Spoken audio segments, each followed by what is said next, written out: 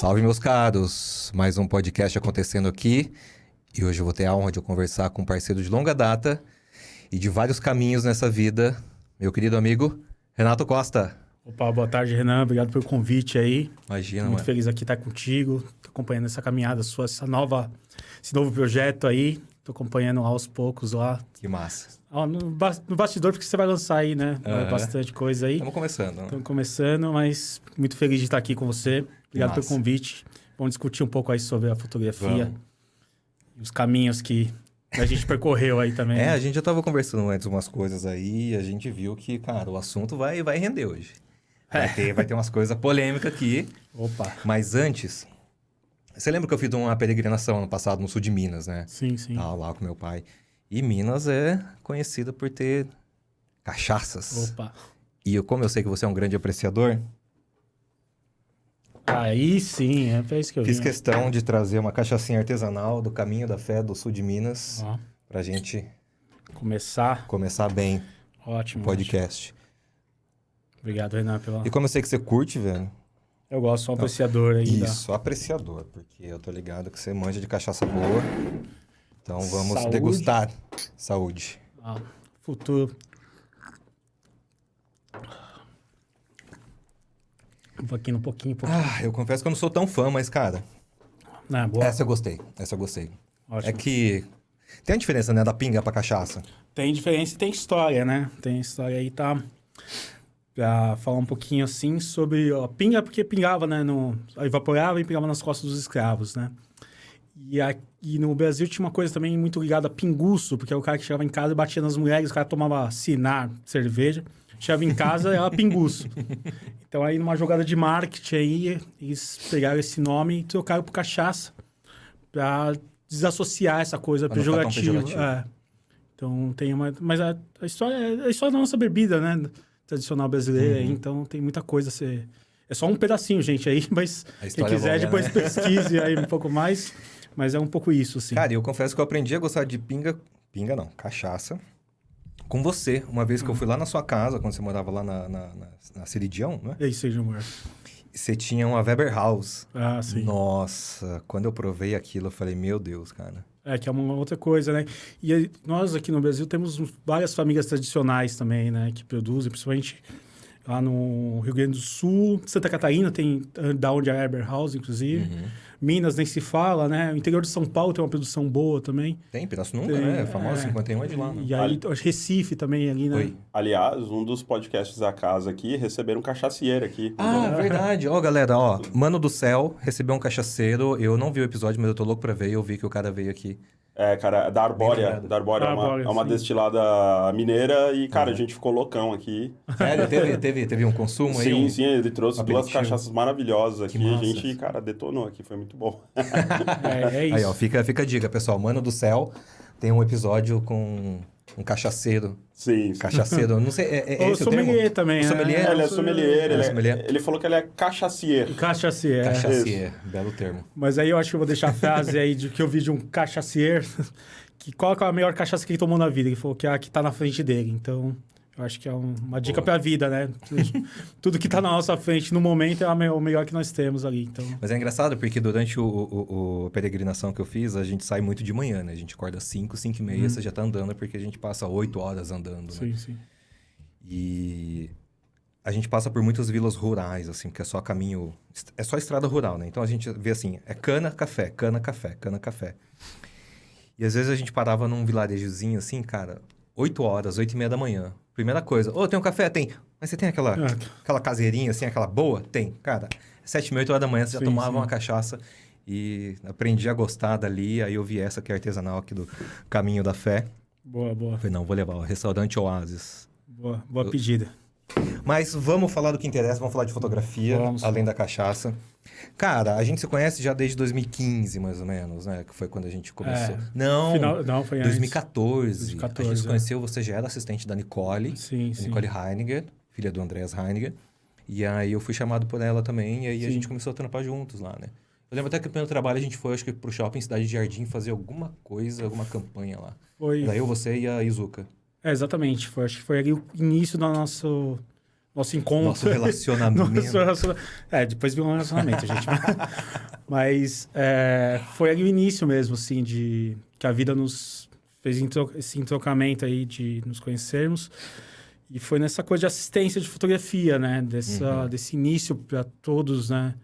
Acho que hoje não mais para todos, mas para nossa geração, o caminho ali de início para ser um fotógrafo depois, né? Trabalhar com grandes profissionais, fazer ali um alicerce ali para a gente dar o pontapé como fotógrafo mesmo, né? Então... Mas dentro dessa área, assim, dentro do mercado, como que você começou? Né? Assim, tem sempre aquela história do, um tio tinha uma fotografia, tinha uma câmera fotográfica, aí eu brincava, ou tem, sei lá, alguém da família, ou não tem nada, tipo eu também, minha família não tem absolutamente nada, meu pai tem padaria, no interior do Paraná, não tem nada a ver com isso.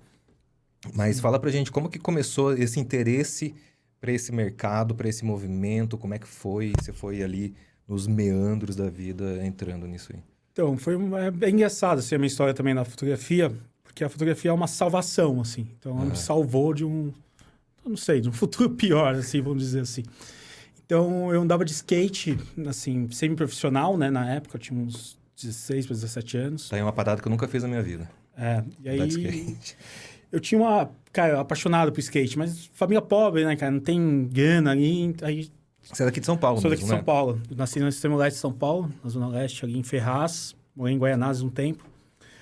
É muito longe, né? Culturalmente falando, né? Para chegar até onde as coisas acontecem dentro da profissão da fotografia, tem uma questão geográfica também muito grande aí também, que é colocada. Mas aí, por causa do skate, eu comecei a andar, tal, gostava muito do skate, não queria abandonar o skate. Mas chegou uma hora que a família pressionou, falou, e aí? Você vai fazer da vida, né? E não tinha muito o que se fazer, assim, né? E ser um office boy, alguma coisa assim, né? Porque naquela época ainda tinha essa coisa de office boy.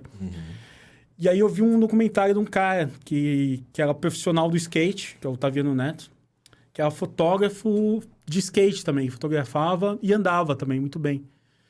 E eu falei, pô, tá aí uma junção que eu posso fazer na minha vida, assim. Acho. Mas não tinha, minha família não tinha ligação nenhuma com fotografia.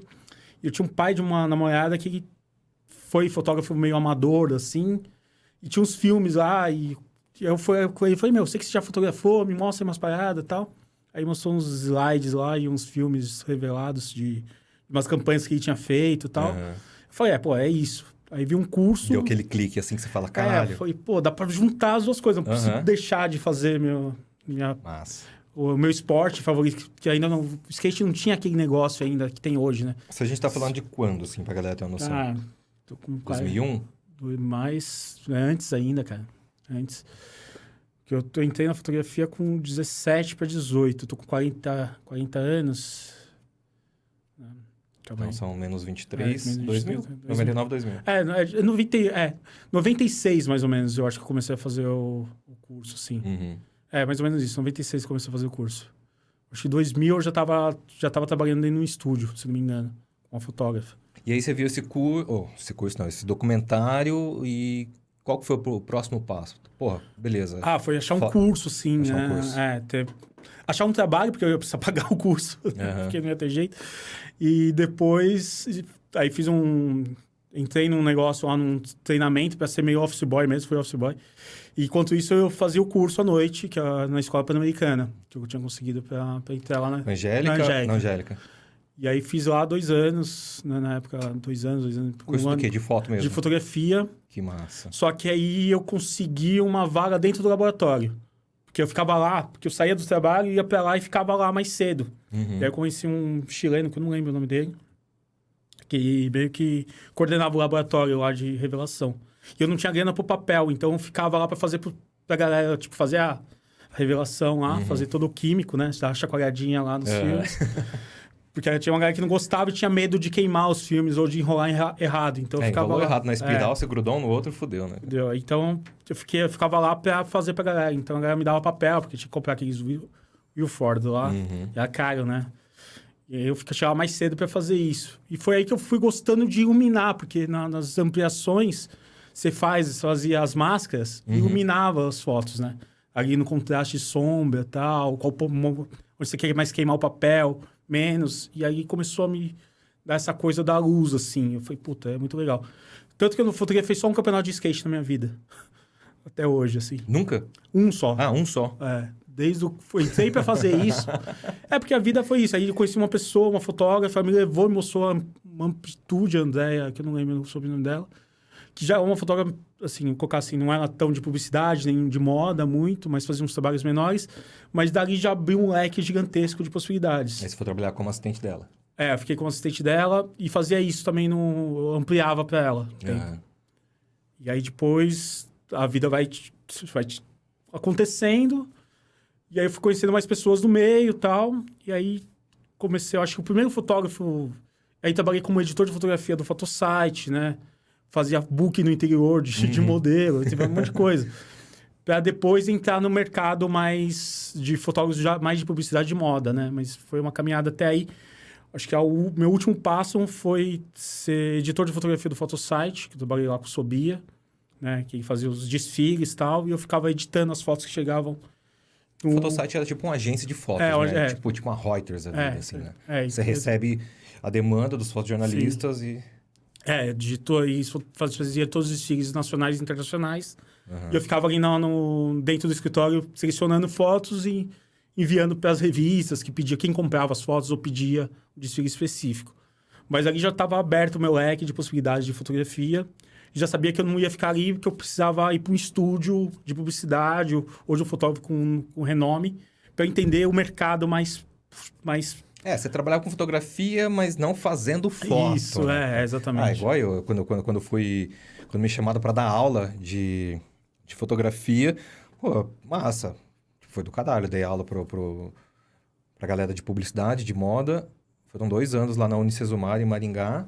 Aquela coisa, você tá vivendo a fotografia, mas você não tá fotografando, você tá ensinando, você tá teoria, técnica, mas pegar numa câmera aí, trabalhar num estúdio ou numa locação, aí você fala, caralho, tem alguma coisa errada, velho. Eu quero foto, mas eu não quero isso aqui. Exatamente. Eu não quero essa área da foto. E foi isso, assim, eu acho que foi essa virada, assim, de falar, puta, eu preciso saber mais sobre isso, porque eu acho que como há vários campos dentro da profissão, eu queria o campo mais mais parrudo mesmo, assim, né? Da fotografia publicitária. Da execução, né? De pegar e fazer, né? Eu vi umas fotos, assim, uns making-offs, assim, eu falei, eu quero estar no meio desse monte de equipamento aí, desse caos, assim. Então, depois... Tripé, cabo, luz, tudo. Exatamente, porque... Cara, e ali muda mesmo, né? Dali mudou minha chave porque muda totalmente a parte de equipamento, até o estilo de câmera que você vai usar. Né? Que eu saí de câmeras analógicas, peguei o final da analógica dentro da publicidade e depois já a introdução do digital de médio formato. Então, já era uma coisa assim, fala, porra, que é isso, assim, né? Então, eu me achava em outro mundo da fotografia mesmo. Então, você chegou a fazer assistência para uma galera que trabalhava com médio formato filme, assim, croma. Sim. E tudo mais. Com Pentax, 4x5, essa coisa. Finalzinho mesmo, assim. E até no estúdio a gente usava um Assinar para fotografar também. Assinar é uma coisa de Deus, né? É mágico aquilo, cara. Back digital, que foi uma coisa muito legal. Então, e aí, cara, aí o bichinho da fotografia picou de vez e, putz, aí não tem mais como, né? E ficou 17 anos de assistência. 17 anos? É que eu ponho 13 anos... Porque foi meio... Mas eu acho que, me escutando agora, eu acho que eu fui um assistente também na Pan-Americana, né? Assim, claro, de alguma forma, foi assistente né? de laboratório, então eu acho que eu aceitei mais 4 anos aí. Porque eu acho que tem um tempinho a mais, assim. Mas foi bastante tempo mesmo de assistência, né? Cara, tipo já um gancho aí, você falou de laboratório, eu lembrei também de quando eu dava aula, de quando eu aprendi a fotografar no laboratório e de quando depois eu dei aula dentro de laboratório de revelação manual. Aquilo me formou muito na questão de entender o processo, né? Vamos viajar aqui um pouco na parte técnica. E você vê que a foto ela não acaba na câmera, né? Isso a gente está falando de filme, obviamente. Você acha que a galera que já nasceu no digital sofre um pouquinho por causa dessa transição e não entender a dificuldade, o processo que era? Ou você acha que, não, tá tudo bem, só mudou a forma como é feita? Que é o que eu estava até falando esses dias pro Rodolfo. O Rodolfo trata a imagem, a gente bateu um papo aqui, e ele não sabia por que o Lightroom chama Lightroom. Eu falei, cara, se chama Lightroom porque é um laboratório, se chama Darkroom. Então você saiu do Dark e foi pro Lightroom. Mas o processo é basicamente o mesmo, você tem que revelar o negativo digital. Sim. Mas você acha que essa galera mais nova fala assim, porra, Se eles tivessem aprendido realmente o que é iluminar, fotometrar, depois ir para um laboratório e entender aquele processo todo, ajuda, sei lá, talvez na criação. Você acha que faz uma falta hoje em dia? Ou você fala, não, beleza, foi uma época, passou e tá tudo bem. Eu acho que ela é mais saudosista com essas coisas. Eu acho que agora eu tô cada vez ficando menos, porque eu acho que a gente vai chegar, talvez, no nosso bate-papo, numa questão até de parte de criador, né? De criação de imagens. Uhum. E eu acho que ajuda, mas eu acho que não é essencial, não, cara. Porque é uma coisa que é nostálgica para nós, porque nós vimos isso acontecer, né? Mas eu acho que a linguagem da fotografia, ela continua no digital, né? A primeira ideia que sai lá desde dos irmãos Daguerre, lá, desde o Leonardo da Vinci, que põe a câmera escura para fazer o desenho, ainda é o mesmo sentido. Uhum. Só muda se é um sensor, se é um filme que está sendo emocionado ali pela luz, né? Sim. Então, eu acho que... Acho que eu falei isso com a Rose. A única coisa que mudou é que a gente saiu de um processo químico, que era do filme, para um processo digital, tecnológico. Então... Mas tudo que acontece dali para frente, de lente, de física, de iluminação, é exatamente a mesma coisa era, sei lá, desde quando o universo existe, porque é luz é física, né? E fotografia, como é um processo de criação, cara, a criação ela não é só também da parte técnica, né? Ela parte ali do seu background de literatura, de saber sobre história da arte, saber estar antenado nas tendências, nas coisas. Uhum. Ela não é só um processo ali também do técnico ali. Eu acho que tem um processo ali de sua bagagem ali que eu acho que é importantíssimo para qualquer trabalho criativo. De um repertório cultural que você coloca dentro da imagem. Né? Eu acho que isso é o mais importante, né? Porque hoje, ainda mais com o processo digital, ele traz isso para um fotógrafo ser um diretor, às vezes, de criação, só para saber, né? Depois a gente no meu processo de assistência, eu saio, né, desses anos todos, de sair onde o fotógrafo ele é o centro de uma imagem, para ele virar uma outra coisa. Ele já não é mais o centro da imagem, e já não é mais o criador, muitas vezes. Eu abordei exatamente esse tema também, nos episódios atrás, que eu falava assim, quando a foto ainda era do filme, você tinha que acreditar muito no fotógrafo, porque só ele sabia o que estava acontecendo. Sim, sim. Tipo assim, só ele sabe a imagem que está sendo capturada, né? O que está sendo impresso ali. Então, as outras pessoas tinham que ter uma confiança tão grande naquele cara. E aí é uma coisa que eu falei com o Dudu, que a gente vai soltar daqui a uns dias, que ele mesmo fala assim, cara, a nossa profissão é uma profissão que a gente consegue cobrar mais a partir da hora que as pessoas têm confiança na gente.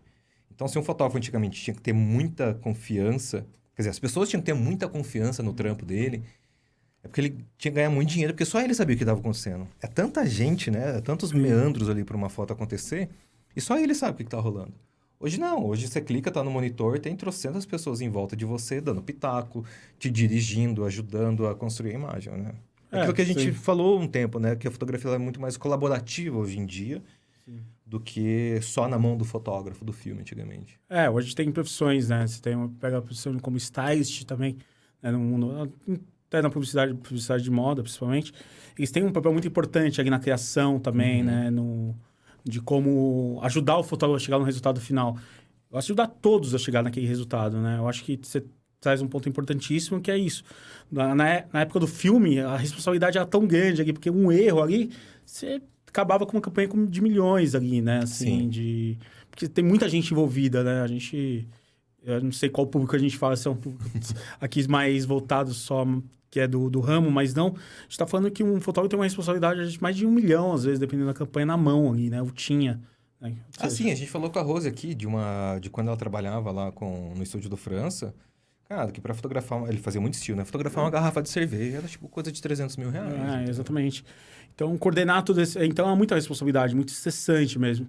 Então, a gente pega até... Voltando à questão da assistência, né? Os assistentes formados nessa época eram assistentes parrudos, porque os fotógrafos eram muito rígidos com todo mundo, né? Não só com os assistentes. Porque o erro era inadmissível. Então você tinha um foco, você tinha uma hierarquia de primeiro, segundo, terceiro assistente. Só o primeiro assistente podia mexer na câmera. Você tinha todo uma coisa ali, assim, um glamour, trabalhar com essas pessoas. Você ficava ali, trabalhava mesmo 20 horas, estava tudo bem. Assim. Você chegou a pegar essa parte de fotógrafo glamour, do tipo, cara, não fale comigo se você não é o primeiro assistente? Não assim, mas... Tão rígido, mas... Não, mas eu trabalhei no estúdio que tinha essa hierarquia. Eu fui terceiro, segundo e primeiro assistente. Então, tinha essa coisa, assim, de quem? Do Ricardo Barcelos.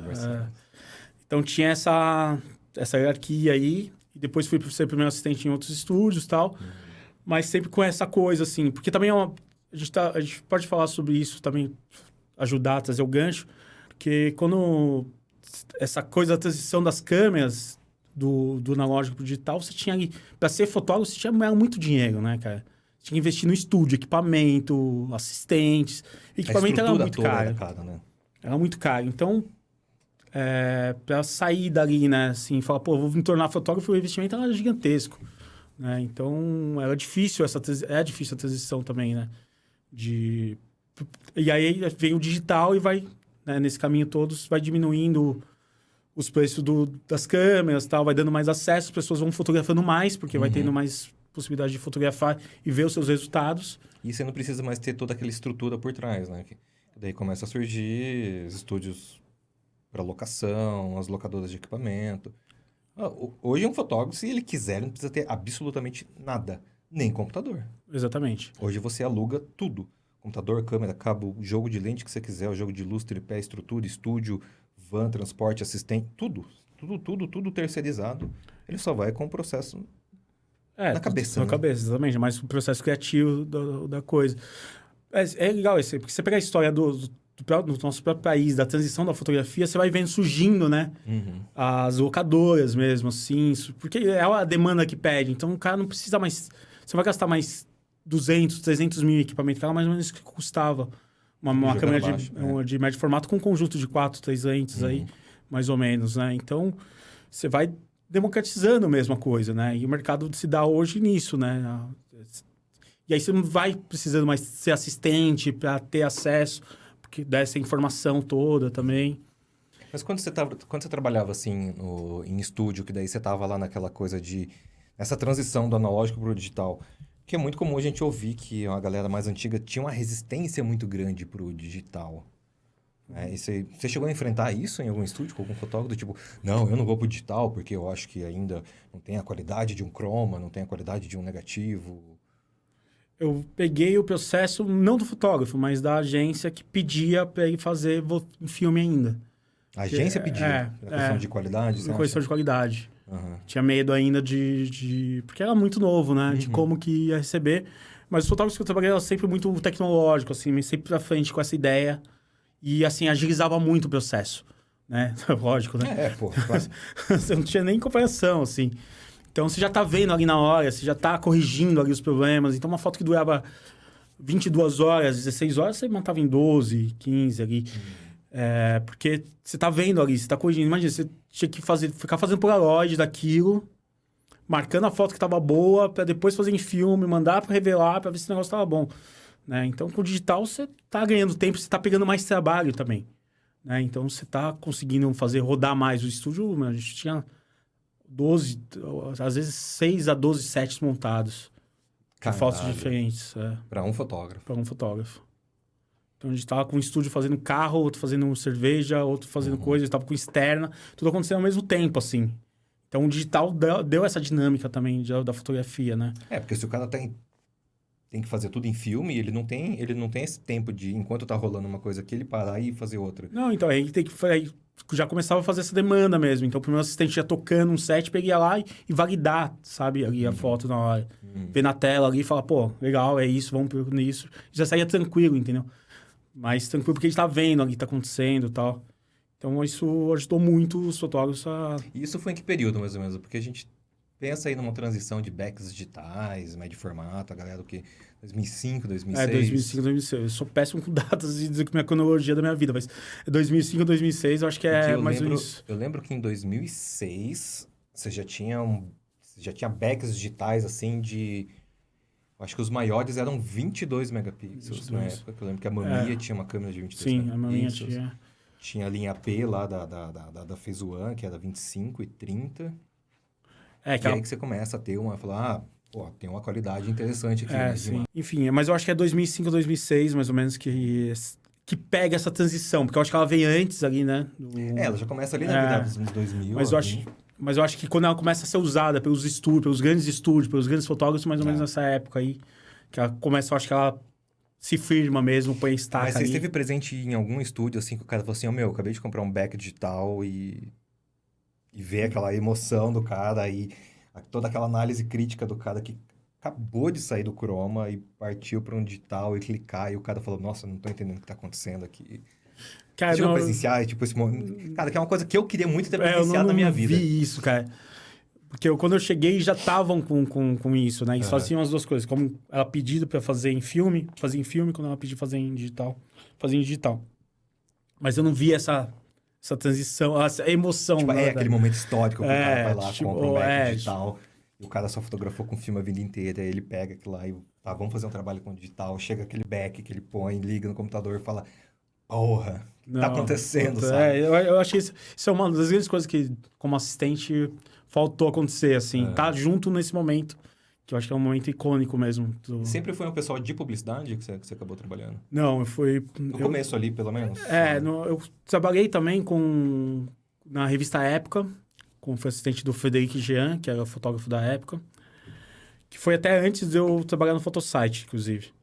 É muito tempo. Eu fiquei uns 3 anos com ele lá, que a gente fazia muita capa, muita coisa muita foto de político. Todas as capas da época eu tava com ele, assim. Era mais retrato, né? Era mais retrato. Também, como voltando, né? Aquela coisa ainda de estúdio, muito equipamento. O Fred era um ótimo fotógrafo.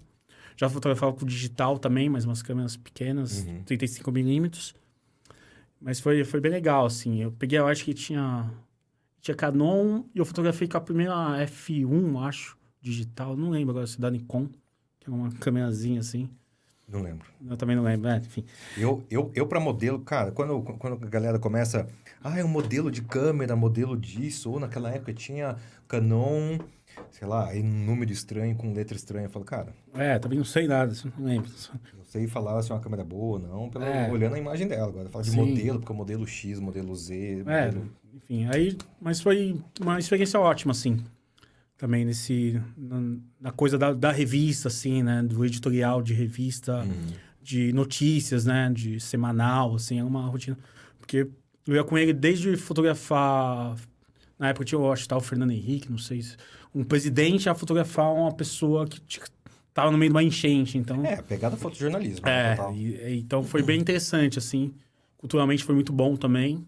Aí Photosite, aí depois eu vou pro estúdio de publicidade, fico lá um tempo... Aí vou peregrinando aí, um pouquinho em cada estúdio aí. E aí caí na moda, né? Aí comecei a ser assistente freelancer aí. Pois é, como é que você caiu na moda? Você que estava vindo ali do fotojornalismo, aquele cara que ampliava foto, revelava filme, ampliava foto no laboratório. Aí você foi pra revista, aí você foi... Cara, você foi trabalhar com o Barcelos, um dos maiores expoentes da foto publicitária. Desculpa. A gente perdeu o seu áudio porque o mic precisa estar virado para você. O logo da Audiotech, isso. Assim. Tá, sim. Aí agora tá pegando. Boa. Mas grava de novo? Pode fazer a pergunta de novo, é melhor. Porque começou a vazar, quando o microfone ficou assim. Tá. Aí eu perdi seu áudio. O áudio ficou com... Cara, e você que trabalhava assim você veio do esquema do laboratório, sabe, da ampliação, e aí você foi pro fotojornalismo trabalhar na época no Photosite, e depois você caiu na mão do Ricardo Barcelos, né, que é um dos maiores expoentes da foto publicitária. De repente, moda, o que mudou assim? Ou surgiu uma oportunidade, você falou, não posso negar essa oportunidade aqui, nem que seja para trabalhar com moda. Foi uma coincidência, assim, eu tava num estúdio que tinha um amigo, Gustavo Hipólito, um abraço, Gustavo, veio aí. E aí ele é primeiro assistente do Gui Paganini, que é um fotógrafo de moda que eu admirava, assim, que admiro, né, inclusive, não admirava, né, que tá vivo e admiro o Gui. E ele me convida para começar a ser assistente freelancer lá deles, lá, no Gui. E aí eu caí no mundo da moda, cara. E aí, ao mesmo tempo que eu queria muito da publicidade, aquela coisa, muito equipamento, aquela coisa toda, vou pra moda, assim, eu falo, esse aqui é um mundo muito legal. Porque é um mundo mais lúdico, mais... E era muito mais tranquilo, né? Se comparar com publicidade, muito eu sempre mais. achei não fácil, mas é uma coisa mais tranquila, sim. Porque você não tá mais para executar alguma coisa. Você tá para ajudar a pensar, ajudar a criar também, né? E aí o Gui é um ótimo profissional, assim, eu admirava muito o trabalho dele. E aí quando eu vi nesse meio, eu falei, é legal aqui, eu quero aprender o máximo que eu puder dentro dessa área da fotografia de moda, porque eles usam menos equipamento, assim, no sentido de... Resolve mais fácil as situações Sim. do que no meio da publicidade, né? Tem um jogo ali de forças, assim, não de força, mas de qualidade de profissionais, no sentido de... Eu acho que a foto publicitária, ela requer muito mais equipamentos, muito mais coisas do que... São meio que forças antagônicas, né? Porque, assim, em questão de importância, todos os ramos são importantes, mas enquanto na publicidade você tem briefing, um mega cenário, um mega esquema de luz, por causa do brilho, da sombra, e é tudo muito pensado, tudo muito produzido. Na moda, não, você tem uma coisa mais easygoing, do tipo, cara, flui, fazer, né? Deixa fluir e vamos resolver do jeito que tiver que resolver. Exatamente. E aí, quando eu... Desprendimento. É um desprendimento, eu acho que essa palavra é assim. Então, eu tava um pouco cansado também, assim, de vir desses anos de assistência, passando. Então, aí eu me apaixonei também pela moda. Falei, pô, que legal. Isso é que ano que a gente tá falando 2010, 10, 11, sei lá. 2010, 2011. Foi quando eu cheguei em São Paulo, 2011, mais ou menos. Você chegou... porque aí depois... Eu fiquei uns 2 anos trabalhando com o Gui, mais ou menos. A gente se encontra em 2014, ali, mais ou menos por aí. Que eu já tô com a Nicole também. Que eu tô trabalhando com ela. Que também é uma ótima fotógrafa de moda também, que me ajudou muito. Mas aí, enquanto eu tava com o Gui, eu fui fazendo as freelancer, né? Aí fui rodando, aí trabalhei... Aí é igual o corrimão de metrô. Exatamente. Aí, todo mundo pega um pouquinho. Só que a sorte sempre em alto nível de profissionais, que né? Massa. Então, isso que é foda. Isso que eu acho muito foda do teu trampo, cara. Você vai pegando um pouquinho de cada um, assim, então foi muito importante porque isso. Você chegou mesmo. a trampar com Narras, né? Também com... Não, calma aí. Você trabalhou com Maria Testino. Trabalhei com Maga aqui no Brasil, com o Sebastian Kim, com o Felipe Salomon também, que quando veio pro Brasil, então... Não é pouca bosta, não, pô. Caralho, velho. Então, com a vontade do skate, ponto de partida. Isso que eu acho mais sensacional, que é, cara, falando com o Rodolfo. O Rodolfo, cara, ele tem 20 anos de retouch, de foto. O cara era motoboy, velho. Motoboy da gráfica, sabe? Sim. E eu acho muito legal todo esse processo, assim, da galera que vai se envolvendo e essas histórias de vida, assim. Por isso que a minha primeira pergunta, assim, pra todo mundo que vier aqui, cara, como é que você entrou nesse mercado? Porque cada história é uma história e cada situação é louvável e você olha aquilo e fala, cara, realmente são situações que a vida vai te levando, assim, e você vai tomando decisões, oportunidades vão surgindo e quando você vê... Caralho, velho, onde eu tô, mano? Exatamente. Você tem essa sensação? Assim, eu fico um pouco lúdico, às vezes, de... Tipo, cara, sei lá, a gente fez campanha Verisuri juntos, né? Sim, sim. É uma campanha internacional, então a gente pode falar, cara, a gente fez uma campanha internacional pra Verisuri, velho. E assim, como assistente, né, cara? A fotografia apresentou quase toda a expressão da arte brasileira, assim, né? Da sei lá, os atores da dramaturgia brasileira. Teledramaturgia. Corta aí depois, isso aí que ficou feio. Todos os modelos internacionais, né? Grandes fotógrafos. Então, assim, me trouxe, assim, culturalmente muita coisa, assim, importante, né? Me levou pro Japão pra fazer fazer um trabalho lá, numa capa de Vogue no Japão. Me levou pro Chile, né? Então... Tudo isso embasado no único sentimento, andar de skate. Que é um pouco lúdico mesmo, assim, né? Eu acho que depois a gente pode conversar também quando a gente se encontra, né? E depois o que a gente trabalhou junto, né? E a potência de trabalhos que nós fizemos juntos depois. Qual a importância dessa transição também, né? Como é difícil, né? Então, aí você chegou num ponto que eu também pergunto para todo mundo que eu sei que já foi assistente... começou como assistente, né? Que assim, a gente sabe que tem pessoas que hoje trabalham como assistente e não querem ser fotógrafos. São assistentes, são felizes desse jeito, tem agenda lotada, porque os caras são, sim, os melhores assistentes de fotografia, tipo a edição, e por aí vai. Ai, meu Deus, fugiu o nome. Enfim. E o Marcelão, esqueci. Tava tentando lembrar o nome dele. E assim, os caras são muito competentes, velho. Só que eles não querem... Eles não têm essa vontade de... Não, eu quero ser o cara por trás da câmera. Eu quero ser o fotógrafo. Eu quero ter o tato com o cliente. Ou quero ter essa direção criativa.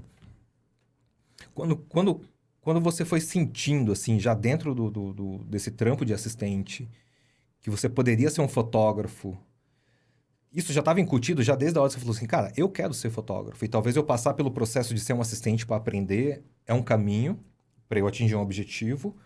Ou você acha que foi acontecendo naturalmente? Falou assim, não, eu nunca nem me imaginei me tornar fotógrafo um dia.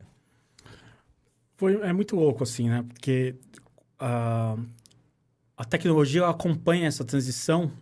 E quando eu entrei mesmo na fotografia de estúdio, eu falei, cara, nunca vou conseguir ser um fotógrafo.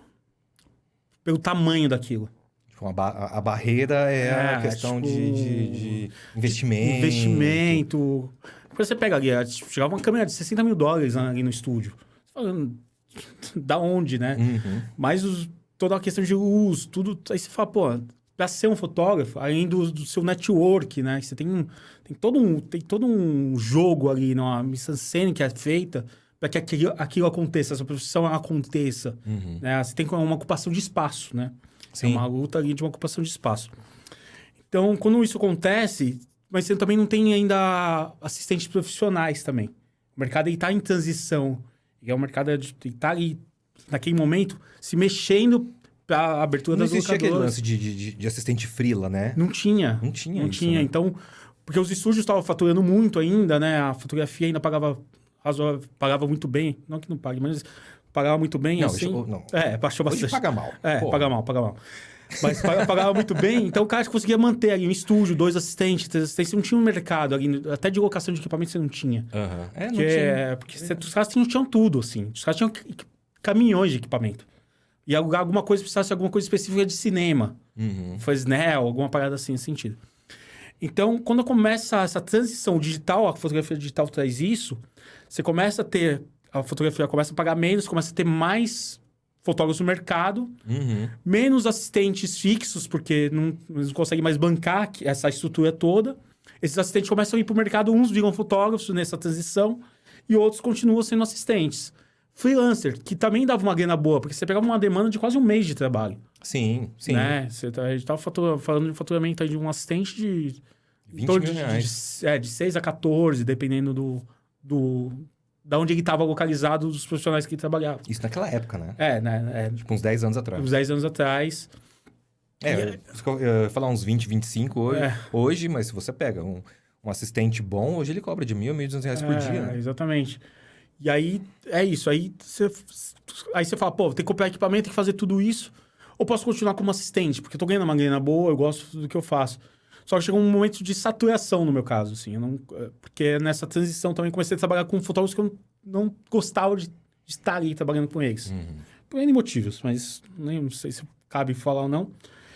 Mas essa coisa de freelancer já tava me esgotando também, assim. Tava ficando esgotado, já não tava gostando mais. Já não tava acordando feliz para trabalhar.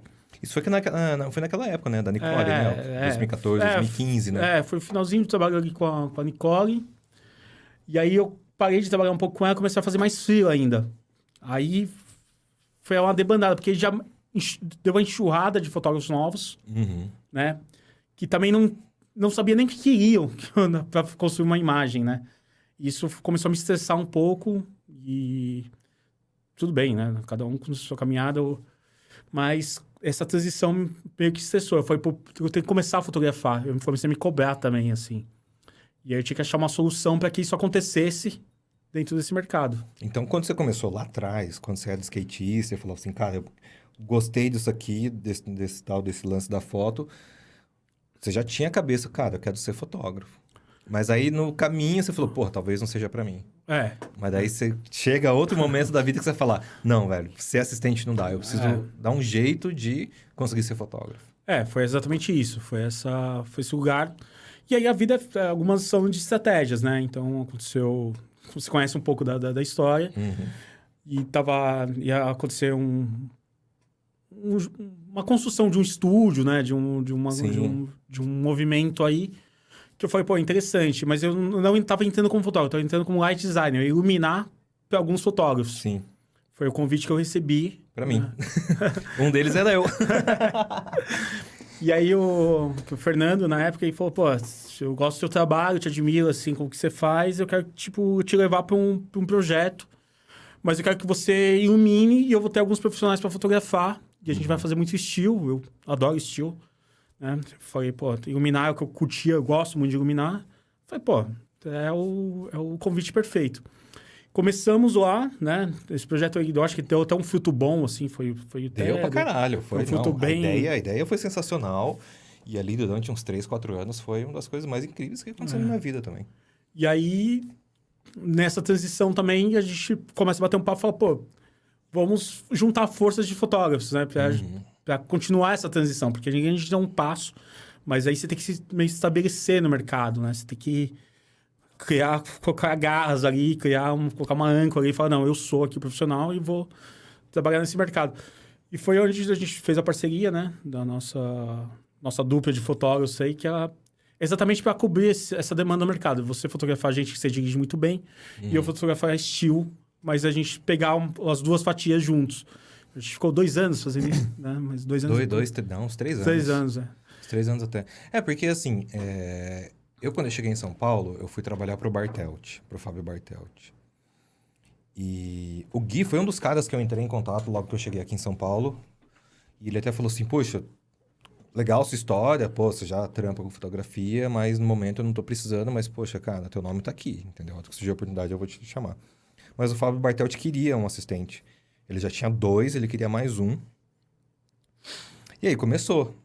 E aí, depois de 1 ano, eu descobri que existia o mundo dos freelancers, né, cara? E aí, assim, em 3 dias de trabalho freelance, eu poderia ganhar mais, às vezes, do que sendo fixo. Aí eu vi freelancer, aí você começa a rodar. E aí, em 2014, né, que eu acho que eu não sei até hoje, eu não lembro se eu entrei em contato com a Nicole ou se alguém me indicou pra Nicole. Eu realmente não lembro. E aí que a gente se conheceu. Era eu, você e a Izuka, e a gente ficou o quê? 1 ano, 1 ano e meio trabalhando com a Nicole? Mais ou menos isso. Eu lembro que eu acho que foi até mais ou menos a metade de 2015. E aí depois eu também já tinha essa vibe de ser freelance e trabalhar com essa geração de fotógrafos que a gente não curtia muito, né? Porque era uma galera nova, muito perdida, né, cara? Sim. Muito perdida, assim, no termo técnico, né? Porque no termo de construção de imagem, você falava, pô, legal, né? Essa galera tem um portfólio bacana, tem umas ideias legais. Mas na hora que partia pra técnica, eles patinavam. E aí a gente se favoreceu disso porque a gente conseguia cobrar bem como assistente e resolver o problema. E assim, isso puxava muitos outros trabalhos, né? Então a gente não parava. Sim. Bem isso, a gente ganhava mais como assistente há 10 anos atrás do que às vezes a gente consegue ganhar hoje como fotógrafo. Muito louco. Muito, muito louco. Mas assim. aí começa a bater aquele desespero, tipo assim, caralho, velho. Eu sou assistente, eu tô ganhando, sei lá, 10 vezes menos que o fotógrafo, mas quem tá fazendo a foto sou eu. A única coisa que eu não estou fazendo é apertar o botão. E aí aquilo me dava uma dor de cabeça, uma coisa que não entrava, assim, não fazia sentido pra mim. E aí que veio, né? Eu já tinha conversado com o Henrique e com o Fernando, que eu já conhecia eles por causa do Dudu e Mendes.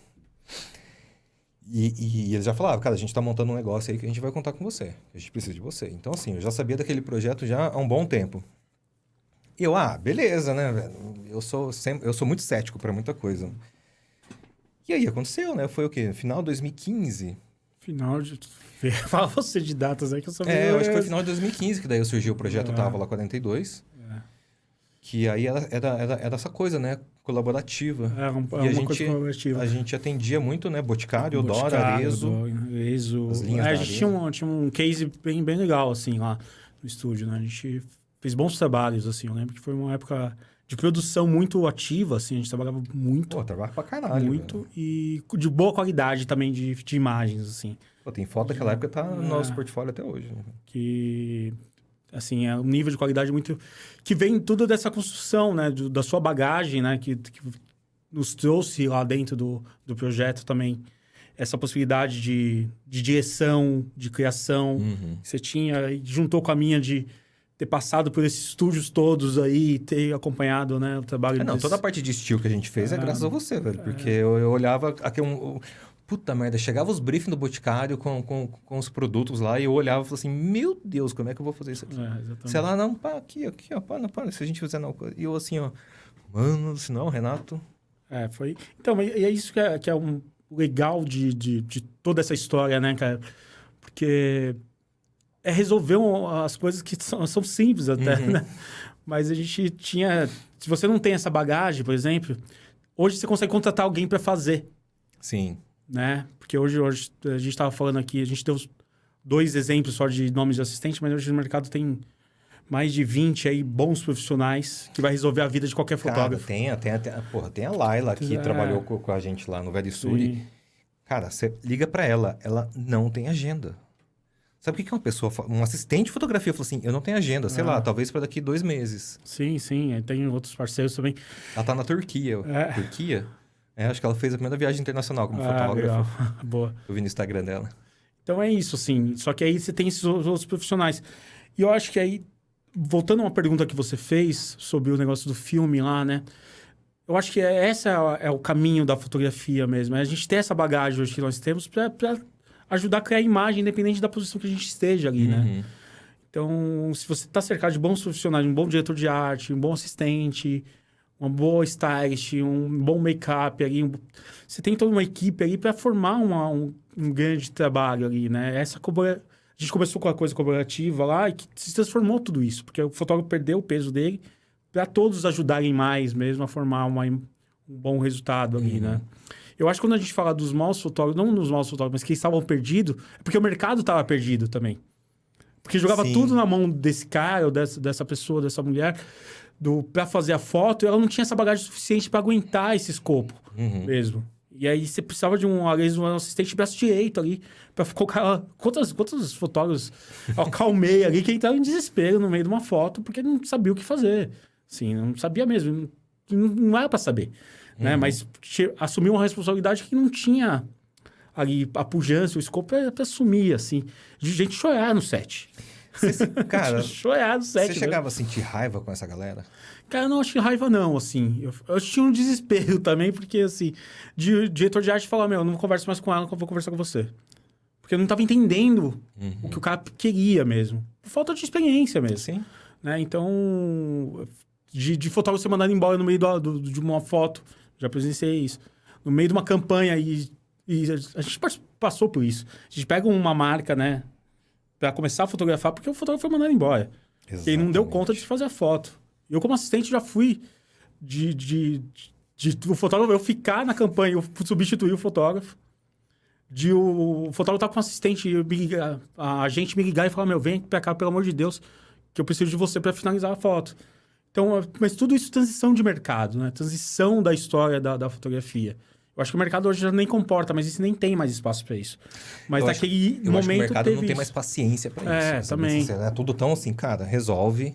Mas é isso. Meu amigo eu fiz assistência para uma blogueira que veio para fazer uma capa de Vogue, não sei se capa não, uma matéria da Vogue aqui no Brasil. E nunca tinha pegado uma câmera. Sim, mas... então...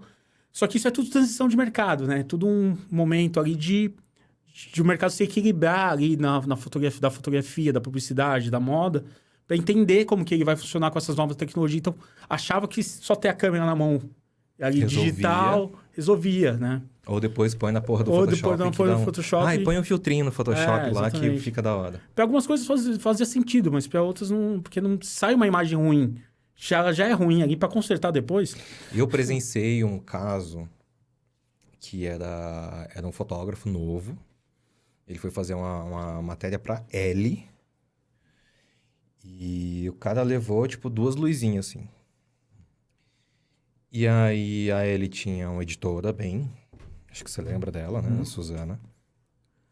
E ela virou pro cara e falou assim, essa foto tá horrível. Não gostei, não gosto dessa estética. Não, mas olha só, eu vou jogar... Aí o cara pegou a foto, abriu no Photoshop. Não, mas olha só, eu vou colocar um filtrinho aqui. Isso aqui vai ficar interessante, porque isso aqui eu vou mudar. Ela falou assim, continua horrível, você só tá piorando, cara. E o moleque, assim... Meu Deus, o que eu vou fazer agora? Sabe? O que eu vou fazer agora? E eu falo, cara, eu sou teu assistente, eu não sei até onde eu posso me intrometer ou não. Sim. Então você ficava naquela, tá? Eu não sei da reunião que vocês tiveram, o que vocês pensaram... Eu tô aqui para executar, para te ajudar a executar o negócio. Eu falei, cara, mas eu tô aqui, que você precisar, tô aqui. E aí eu fiquei meio que, sabe, de braço cruzado, porque nem eu também não conseguia ajudar o cara. Sim. Porque, mas assim, é bem isso, é de uma insegurança. Você vê que o pessoal deu a oportunidade e o cara vai lá e caga. Então, mas eu acho que como transição de mercado, eu acho. Porque se abriu muitas portas, né? Sim. Assim, então... E a moda permitia, né? Pouco mais. Não é que ela permitia o erro, mas ela permitia ter um risco maior. Porque se um cara faz isso aqui para uma agência de publicidade, que daí, assim, você tem muito dinheiro envolvido, uma equipe, um cliente, uma coisa muito mais forte. Meu filho. Não dá. Não dá, assim. Assim, não dá mais. Mas já deu. Exato. Já aconteceu. Né? É que eu acho que com os erros causados e os problemas causados, eu acho que hoje, você falou, acho que na conversa com a Rose, né? Fotografia é confiança também. Exato. É crédito mesmo ali de confiança. Então, não dá mais para ficar postando. Não tem mais tempo também de ficar postando. Se vai dar errado, não vai. Se vai corrigir, já tem que estar o planejamento de corrigir. Né? Então, já está dentro ali do pacote da nota ali, vamos colocar assim, a correção. Então, ela está ali por um acaso. Ela não é o... Eu acho que o Photoshop não é socorrer o paciente já morto, assim, quase morto, né? É você dar um paliativo, dar um remédio ali pra ele voltar, assim. Mas você pega uma fotografia que ela já tá acabada, o cara vai reconstruir. Não tem como. Então, eu acho que tem essa coisa... Tinha essa ideia, se jogou muito com isso e viu que a tecnologia é importante, mas ela tem que saber usá-la, senão ela não tem eficiência nenhuma. Eu acho que a gente presenciou também um momento em que o retoucher virou estrela, né? Sim. A gente viu o retoucher nascer e a gente viu o retoucher virando muitas vezes até mais importante que o fotógrafo. Mais um que entrou na frente do fotógrafo dessa fila aí de lugares que foi tomando... Porque ele é o cara que ele conseguia consertar, na maioria das vezes, as cagadas que o fotógrafo fazia. Há casos de fotógrafo quase entregava foto sem participar do processo final. Entregou a foto na mão do tratador e fez as costas e foi embora. E aí a diretora de arte, alguém estava conversando com o fotógrafo com um tratamento sem estar dialogando com o fotógrafo, né? Então, não é mais um triângulo de informação, não. Vira só um ponto A e B. Isso é muito doido, né? Porque como você corta o executor da porra toda e joga tudo que por água abaixo. Mas como eu acho que eu ressalvo aqui, eu acho que é a questão de transição de mercado. Eu acho que o mercado ele se reorganiza de novo. Eu acho que é o momento que nós estamos. Se reorganiza de novo. E aí vem agora, novamente, uma outra fórmula digital por aí. Que a gente pode falar mais pra frente, mas que vai bagunçar de novo. Mas sabe o que eu acho que hoje eu tô presenciando muito? E o Fabiano pode até colaborar com isso. Essas merdas que... Eu vou falar de merda porque eu acho que era uma merda mesmo. Essas merdas que aconteciam na época da foto, de você dar oportunidade pra uma galera que... Puta, eu não vou falar que eram ignorantes, né? Mas eram pessoas ingênuas. Era a pessoa errada no lugar errado. Uhum. Assim, todo mundo tem o seu mérito, tem o seu espaço. Mas assim, a gente viu muita gente errada no lugar errado. Não por eles, mas talvez pela escolha das pessoas que estavam contratando eles. E hoje eu vejo isso muito acontecendo no filme. Não sei se você concorda comigo, Fabiano. Sim, é uma galera que agora, tipo assim, eu vou pegar a câmerazinha e vou fazer um filme. Vou botar num gimbal, numa Steadicam e vou fazer um filminho. Cara, tá acontecendo a mesma coisa. Porque assim, não é uma questão técnica do cara pegar uma câmera e filmar, mas é uma questão estética. E aí o cliente pede alguma coisa, o cara... Puta, eu não sei fazer isso aqui. Porque, mas não é uma questão do que o cara não tem dinheiro para equipamento. É uma questão que, assim, ele trava. Do mesmo jeito que a gente viu o fotógrafo travando antigamente por não ter um repertório. Na realidade, a democratização, né, do que a gente tem hoje tem colocado, infelizmente, muitas pessoas em patamares que elas não deveriam estar, né? Nossa, aí, boa. Isso acontece muito, cara. E são pessoas que estão dentro desse mercado brigando pelo mesmo... Não é brigando, né? Mas usufruindo da mesma fatia do bolo que você. Sendo que, né, quando a pessoa tem que lidar com problemas reais, né, dentro da área, a pessoa não consegue tancar, né? Não consegue resolver e... Espana, né? Espana, exatamente. Acontece exatamente isso que você falou, cara. E fotografia é uma resolução de problemas, né? Uhum. Um set... ele começa com um grande problema e vai surgindo filhotes. A gente fala que é gremlin, né? Joga água, multiplica ao longo do set. Mas eu acho que, agora pensando, depois dessa fala, e pensando numa pergunta que você me fez, eu acho que é importante a pessoa entender todo o processo mesmo. Eu acho que é legal... Mas isso é assim, né? Não tem que impor isso, né? Mas eu acho que pra bagagem, se a pessoa quer isso como profissão, eu acho que tem linguagens dentro de uma profissão que você tem que, no mínimo, ter noção dessas linguagens, desses códigos dessa área, sabe? Então, se eu vou trabalhar com literatura ali, se eu vou escrever um texto, vou ser jornalista, eu tenho que saber algumas linguagens ali, mas não de escrita, mas de como se comporta para construir algo, né? Eu acho que a fotografia, como construção de imagem, vídeo, outras coisas, tem uns códigos ali que é importante você tê-los. Para na hora de negócio dar pane, você tem embasamento do que você vai fazer, de como colocar o seu ponto, porque também, né, são profissões de ego também, né? Então, às vezes, você tá ali debatendo com a pessoa que não é uma questão técnica apenas, não é uma questão de ego dela. Tem coisas que têm limitações técnicas, né? Então, eu acho que eu, como assistente muito tempo, passei por esse processo também de debater coisas que não são técnicas, não tem como você ali... Porque por mais criativo que seja uma pessoa, ela vai esbarrar na parte técnica na hora que ela tiver que executar aquela ideia. Sim, é isso. Não tem pra onde fugir. Tudo bem, sua ideia é incrível, é maravilhosa. E aí você começa a colocar na ponta do lápis, tá, eu preciso disso, daquilo outro, de tal equipamento para conseguir esse resultado. E aquilo tem que ter uma questão técnica. E aí financeira, né? Porque você fala, agora eu tenho esse custo, como é que eu posso cobrar X, isso aqui tá me custando Y? Ou, sei lá, tá me custando 2, 3X. E aí a conta não fecha. Cara, você vai fazer um vídeo de slow motion, dependendo da precisão que você precisa, é uma Phantom, não tem outro caminho. Né? Dependendo da fotografia, o tipo de foto, é o tipo de lente que você vai ter que usar para aquilo, para chegar nesse resultado. Né? Então, eu acho que tem que ter um certo noção disso para saber como você vai usar a sua criatividade. Tem uma frase que eu vi esses dias que é sensacional, que assim, até para se desconstruir, você tem que primeiro construir, porque você não desconstrói aquilo que não foi construído antes. Exatamente. Então assim, meu querido, até para você ter a sua imagem desconstruidona aí, lacradora, você tem que construir algo antes. Senão você está desconstruindo o quê? Porque se você não tem nada, mesmo desconstruindo, você vai ter nada, porque tudo que é multiplicado por zero é igual a zero. Exatamente. Eu vou usar já que estamos na época da frase, o famoso pode tudo, mas não pode qualquer coisa. Nossa, é isso quando você fala, eu acho sensacional. E essa é a frase que eu levo pra vida mesmo, porque pode tudo, você pode ter ideia que você quiser, pode fazer o que você quiser. Mas, cara, tá ventando muito, você vai montar um butter de 4x4 no topo de um prédio, né? Sem equipamento de segurança, entendeu? Então, vai atrapalhar a sua criatividade, mas você tem que pensar, né? Você tem que ter alguém que pense isso pra você. Você não pode chegar lá e executar uma coisa que vai colocar a vida de uma pessoa em risco. Isso já aconteceu quando ela era assistente. Conta uns perrengues aí. Cara. Porque a gente já passou por poucas e boas como assistente muitos, assim, de galera sem noção. Tem muita coisa, assim. Disso, né, cara? Montar um butter 4x4, um butterfly, fica uma vela, né, uma vela de barco, né? De barco em cima de um L-ponto, sem ter segurança suficiente para fazer isso.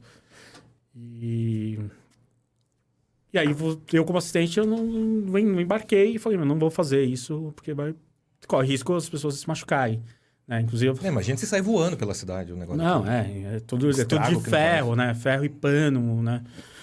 Cara, tem muitos... Tipo, subir girafa pra luz de cabelo em cima da cabeça de modelo e você não tem saco de areia suficiente para contrabalancear a girafa. Você fala, mano, eu não vou subir isso aqui, porque se isso aqui cai em cima da cabeça do modelo, vai abrir um belo de um rasgo na cabeça dela. Você pode matar uma pessoa, né? Você pode matar uma pessoa. Então, essa irresponsabilidade do criador, do criativo, que seria o fotógrafo, é muito doido também, né? Porque ele dava responsabilidade pros assistentes. Falava, se vira aí com o que eu tenho. E às vezes não tinha nada. Né? Eu acho que isso é um ponto interessante, que a gente tinha uma consonância muito legal nessa área. E eu bati o pé também, eu falava assim, sem segurança eu não trabalho. Então assim, você me pede alguma coisa, eu vou analisar o que é possível dentro desse teu pedido. E se você não me dá as ferramentas para se trabalhar com segurança, eu prefiro falar assim, não, do que, tô aqui para te agradar. Não, eu tô aqui para fazer o que é necessário ser feito. Sim, Agora, bem isso, vai subir um butter, falou, meu filho, você me dá toda uma estrutura para eu amarrar, para fazer isso, para ficar inseguro, ou então você esquece. Eu não monto. Vou pedir para outro. Eu acho que a grande questão... Então, eu acho que esse mercado... De novo, foi um período meio estranho, assim, eu acho, da fotografia que nós passamos, assim, de adequação mesmo, né? Eu acho que...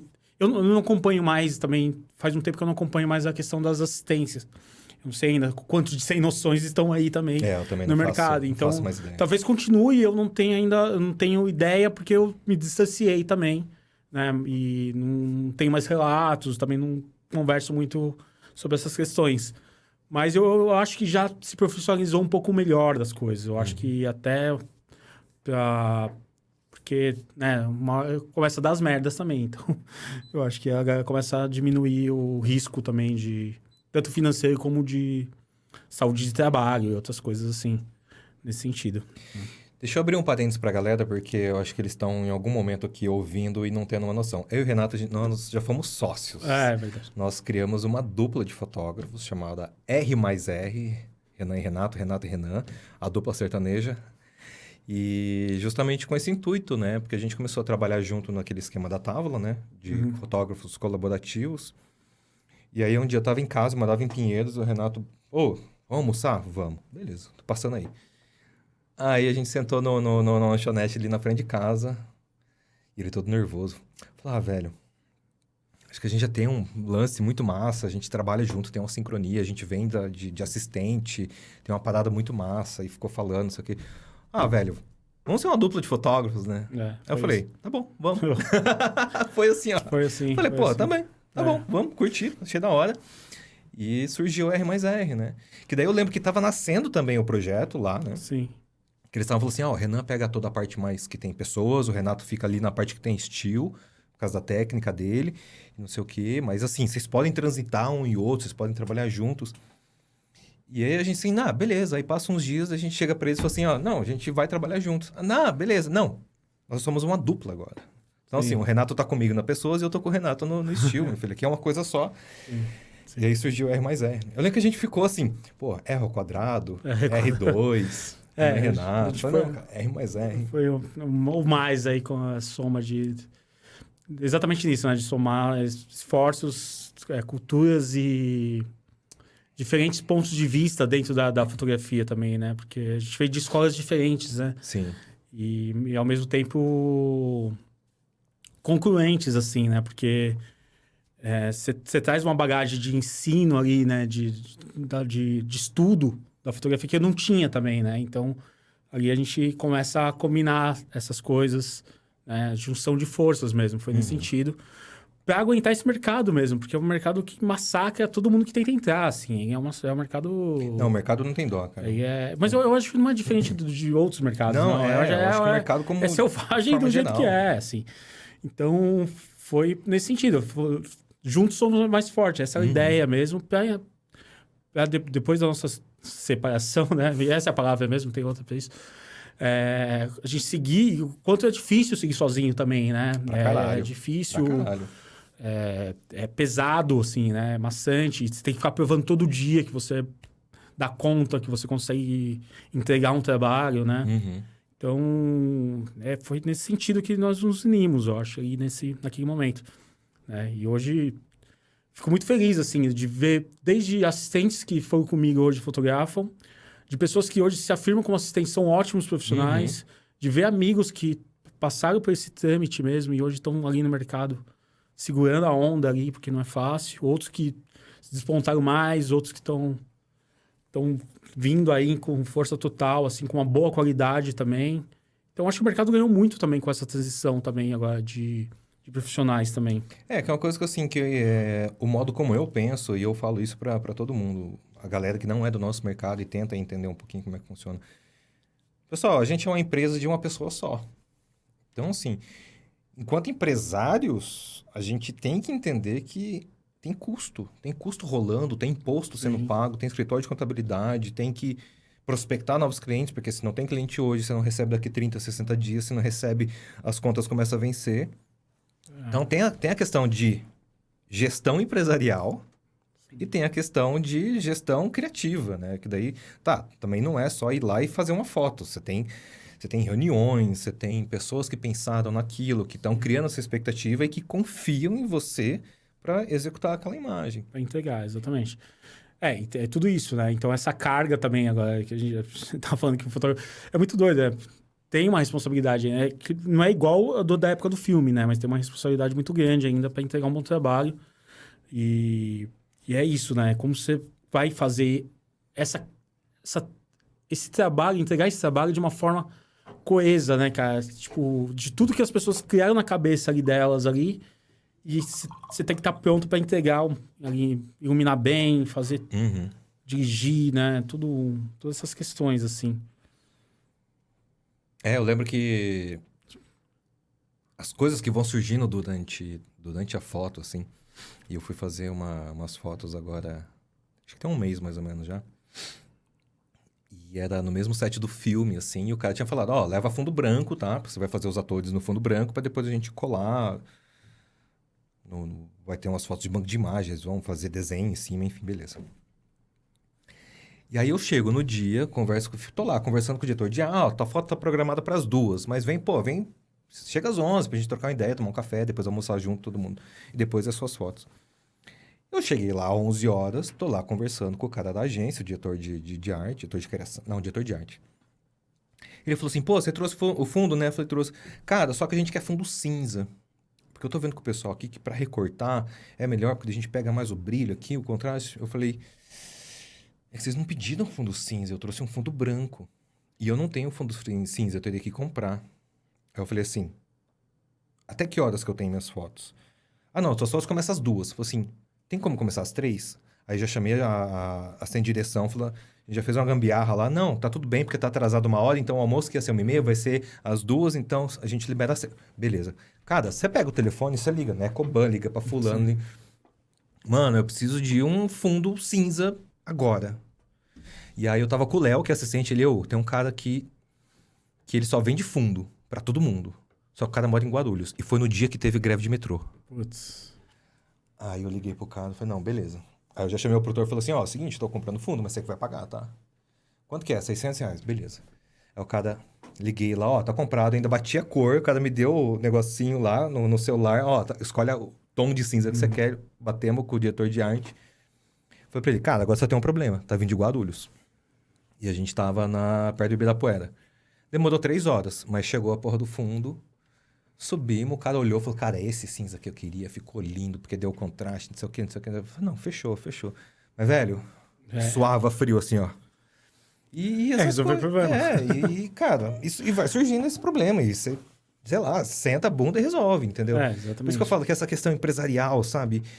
Que não tem como não deixar morrer, porque, cara, é resolução de problema. Fotografia é resolução de problema. Então, assim, você tem... Beleza, você tá lá fotografando, você tá criando, você tá dirigindo a modelo, você tá fazendo parte junto com o diretor de arte para uma campanha. Mas, cara, no final das contas, é gerenciar problema. Tem a parte romântica da coisa, né?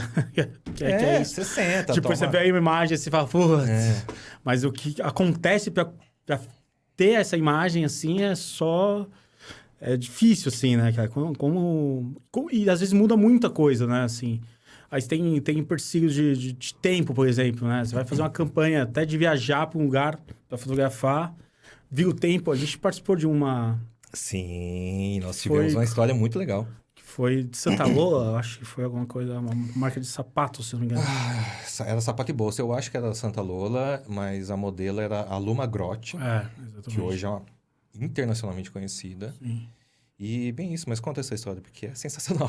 Então, eu estava falando sobre história de perrengue de assistência, na hora me deu um branco assim, aí eu acabei de lembrar dessa história. A gente foi fotografar na praia, aí foi fazer o scout, né? A gente era assistente da Nicole, nessa época. O Renan é melhor didático com essas coisas. E aí estávamos lá um dia antes para fazer o scout, ver tudo bonitinho, onde ia ser fotografado e tal. Pedras, né? Tipo Barra do Saí, alguma coisa assim. Barra do Saí, exatamente. E... Aí, então, estamos lá, tal, tudo certo. Dia lindo, solzão. Solzão. Falando, amanhã vai ser um dia maravilhoso. O produtor de locação, que é um surfista, falou, hoje, meia-noite, vai virar o tempo. A gente, pega nada, vai virar o tempo, vai ficar de boa.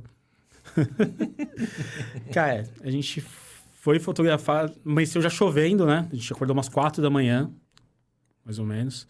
Chegamos na praia, assim, chuva, esperamos até umas 8, não parava, vamos fotografar assim mesmo.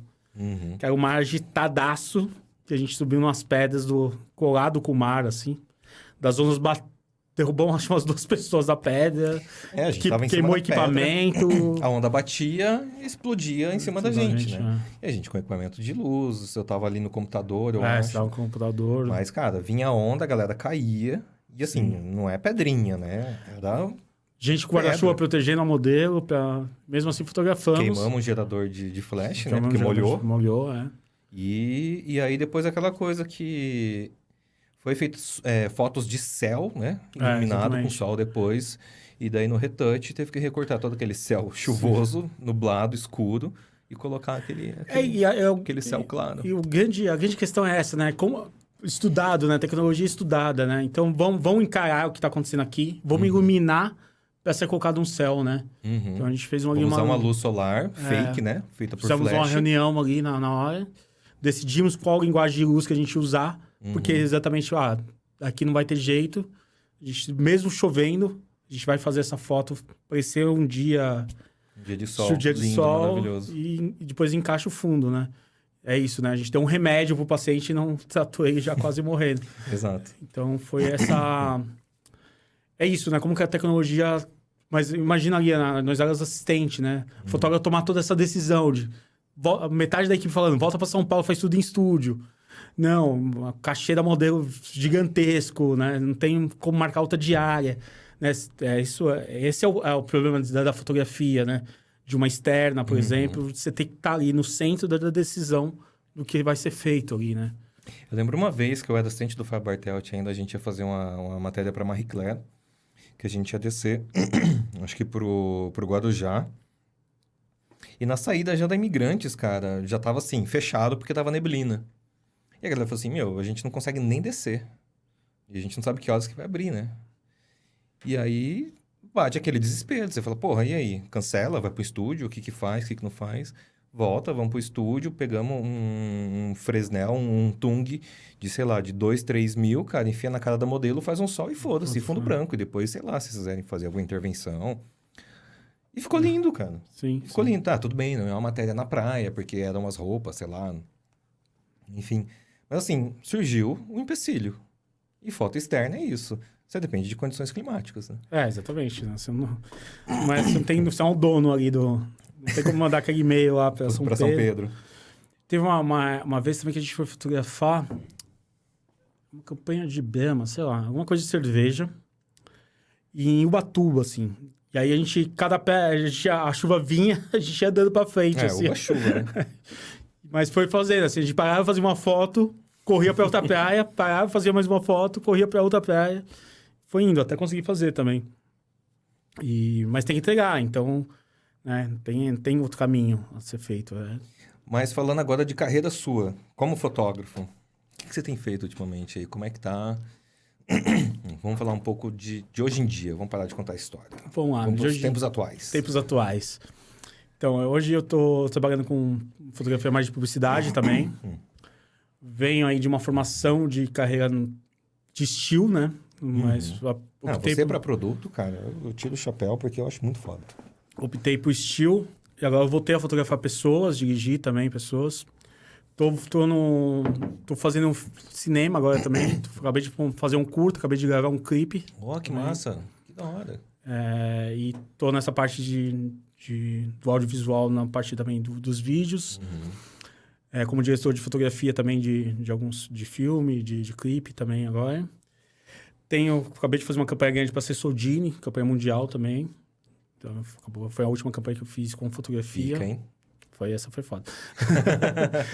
E aí tenho também os varejo, né, que eu faço bastante. E tô agora estudando aí essa nova tecnologia, dessa coisa das AIs aí. Artificial. Que tá me dando um baque aí, um nó na cabeça gigantesco. Por quê, cara? Cara, eu não sei se é uma sensação de medo, porque é uma evolução tão grande da imagem, assim, de criação de imagens, que tá me impressionando, assim, né? Essa coisa de como evolui tão rápido e a capacidade de onde a gente pode chegar com isso na mão, assim. E um pouco desse futuro incerto de como que a nossa profissão, como teve a transformação com o digital, que teve a transformação com o Photoshop, que teve a transformação agora até com a parte de luz, né? Com a evolução dos equipamentos de luz, né? Transforma muito a fotografia também, né? Em vários aspectos, vou entrar na questão técnica aqui, mas... E agora, de novo, essa questão, né? Como o digital vai vir aí de uma forma que... assim, dá um susto. Tá dando um susto. Mas você acha que ela tá seguindo por um caminho que ela tá se tornando cada vez mais realista, assim, no que tange a questão de qualidade de imagem. Porque sempre existiu aquela coisa... Eu lembro quando veio o 3D, que muita gente falava assim, porra, galera que fotografa produto tá fodida, porque agora tudo é 3D, é mais fácil você renderizar um 3D do que ter que pegar o produto. E aí, mesmo até hoje, e isso eu já ouvi na minha época de faculdade, e isso, minha faculdade já tem 20 anos, caralho, faz 20 anos que eu entrei na faculdade, e a gente já ouvia falar sobre esse esquema de 3D. Mas até hoje, você ainda olha pro 3D e fala, isso é 3D, isso não é uma foto. Então, assim, tem cliente que compra a ideia 3D, tem cliente que não compra a ideia 3D. Sim. Né? Aí depende de cliente, de público, de conceito, ideia, arte, enfim. Na inteligência artificial, eu hoje eu sinto a mesma coisa. É o que a gente estava discutindo antes da gente começar a gravação, que é assim, você ainda percebe que aquilo não é uma foto, não é uma imagem real. Eu não sei realmente aonde isso vai parar. Então, pois aí a pergunta tá na sua frase aí. Você ainda não sabe, você sabe ainda que é uma coisa, mas a partir do momento, ela tá evoluindo a um ponto que você não vai saber. E aí tá a questão, é a questão que não vai saber mesmo. Assim, eu acho que tá caminhando para isso. Ela evolui muito rápido, então eu acho que daqui a pouco a textura de pele vai chegar num ponto que vai dar... Aquela sensação que é real. Você não vai saber mais se é real ou não. Eu acho que como você fizer um produto também, você não vai saber. A questão é como você vai encaixar as coleções das marcas dentro disso. Né? Então, você vai fazer as coleções digitalmente e colocar lá dentro? Eu não sei, eu preciso estudar porque eu não tenho essa resposta. Mas, por exemplo, na moda, como que você vai fazer com essas roupas de novas coleções, por exemplo? Porque ela tem um corte, ela tem um desenho, ela tem um formato. E como é que você põe isso? Então, eu acho... Mas quando essa equação for resolvida, eu acho que aí vai ter um caminho que a gente vai... Não sei como vai ser resolvido isso. Essa é uma questão. Questão de produtos, por exemplo. A gente viu... Eu te mostrei uma foto hoje pra nós entrarmos aqui. E assim, tipo... Surreal. Passa. É surreal. Então, assim... Quando as agências veem que não precisa mais de uma mega produção para fazer alguma coisa, como que isso vai ser resolvido? Porque isso é uma questão financeira também, né? Não é uma questão da nossa... Só do que a gente pensa. É questão de mercado. O mercado fala que aquilo tá bom e o público endossa isso e compra o produto a partir daquela imagem. Por que você vai investir num profissional para fazer? Então, essas questões vão ter que ser discutidas. Eu acho que é uma questão até de mercado discutir isso. Porque vai mudar toda uma dinâmica de mercado. Todo esse mercado que a gente está falando de locação de equipamento, de assistente, de fotógrafo, pode ser que esteja... Ou ele entra junto ou ele está fora. Né? Então, eu não sei disso. É tudo especulação de pensamento aqui, mas eu acho que... Mas é que em todo o processo... Agora eu vou tentar filosofar um pouquinho sobre o assunto. Se a gente pega assim, ó, beleza... Surgiu o Photoshop, então todas as imagens eram mega photoshopadas a ponto delas serem incrivelmente perfeitas. Isso eu falo desde pessoas, a produtos, a tudo. Aí depois veio o 3D. E aí você começa a enxergar o 3D como assim... Eu sei que isso é um 3D, eu não consigo confundir com uma foto. E aí depois você tem as contracorrentes. Então, tipo assim, no começo dos anos 2000, o Photoshop era tão foto que a gente chamava de embonecator, né? A galera aparecendo boneca, sem poro, sem textura, não sei o quê, não sei o quê. Aí você começa a ter as contracorrentes que são, assim, fotos não tratadas. Ou quanto menos tratamento, melhor. Pra quê? Pra parecer o mais real possível. E aí eu não esqueço que teve uma campanha da McDonald's uma vez que eles fizeram questão de fotografar o sanduíche como era. Tudo bem, você tem todo o processo lá de mocapar pra ele ficar bonito... Mas é um sanduíche, é um hambúrguer de verdade, é um pão de verdade. E vocês podem até pegar na internet, eles começaram a sujar a mesa de ketchup, de mostarda. Então, assim, a mostarda tá pingando do alface, tá? Então, assim, você vê que é o bagulho real, porque eu acho que tem aquela coisa no imaginativo do ser humano que pode ser o mais bonito que seja, o mais parecido com o real, mas ainda não é real. É como você ir pro cinema e assistir um filme do Avatar. O filme é do caralho, a tecnologia é do caralho? É do caralho. Mas você sai de lá e fala assim, eu sei que não existem pessoas azuis voando por aí, entendeu? Aquilo é uma ficção. Então, quando eu enxergo isso, eu vejo que a fotografia, ela ainda é a melhor representação da realidade que existe. Por ela captar fatos. Ela captar o que existe de fato. Quando você parte para um processo que ele é muito mais digital, ele ainda vai causar uma certa estranheza. Por mais que você olhe a ponto de saber, realmente isso é um digital, isso é um AI que está parecido muito com o real, eu acho que as pessoas vão partir de um nível de perfeição tão grande daquilo, igual essa foto. Ele mostrou pra mim uma foto de um hambúrguer com batata frita que, assim, é surreal. Você vê o salzinho em cima da batata frita e você fala, cara, isso é inteligência artificial. Mas não é possível ter uma batata tão perfeita como aquela. Então você começa a atingir um patamar de perfeição tão grande que você fala, cara, isso não é real, isso não pode ser real. E aí, sabe, você tem que dar uma enfeiada pra ficar mais próximo do que é real. E aí você começa aquele conflito de novo com... Porra, mas aí eu tenho que baixar a qualidade... Não baixar a qualidade, mas... deixar ele mais real pra parecer com uma foto. Então, por que caralho eu não faço uma foto? Não sei se você consegue entender esse conceito. Não, eu consigo entender. Que é aquela mesma coisa. Pra eu desconstruir, eu preciso construir. Sim. Então, assim, é sempre chegar num patamar de perfeição tão grande dessa tecnologia que eu preciso... Calma aí, galera. Baixa o sarrafo, porque isso tá tão bonito que é falso. Que soa falso, que soa irreal. E fala, não, calma aí, dá uma cagadinha nessa imagem aqui, porque tá gerando uma estranheza. O pessoal chama de Uncanny Valley, né? Que a gente não consegue reconhecer aquilo como algo real, porque foge do nosso repertório. Foge da natureza, né? Foge da natureza. Que a reprodução da natureza seria o real. Eu só acho que a gente tá numa dicotomia, assim, de duas coisas. O que é real, porque a natureza também ela para de ser referência. E tem vários exemplos disso. Vou falar até de uma coisa aqui, por exemplo, tem um filósofo que ele fala do vibrador. Que quando o vibrador começa, ele começa com a questão da reprodução do órgão masculino apenas. A realidade. Se você vai pegar o vibrador, a evolução dele, ele sai daquilo que é feito da natureza para ser uma coisa pequena, o clitóris apenas. Que não tem nada a ver com a natureza. Uhum. E causa mesmo uma satisfação até mais do que da onde saiu da parte da natureza. Uhum. Então, eu acho que a questão do real é uma questão de uma questão de pergunta também. Porque ela vai deixar... O real é só uma questão de percepção?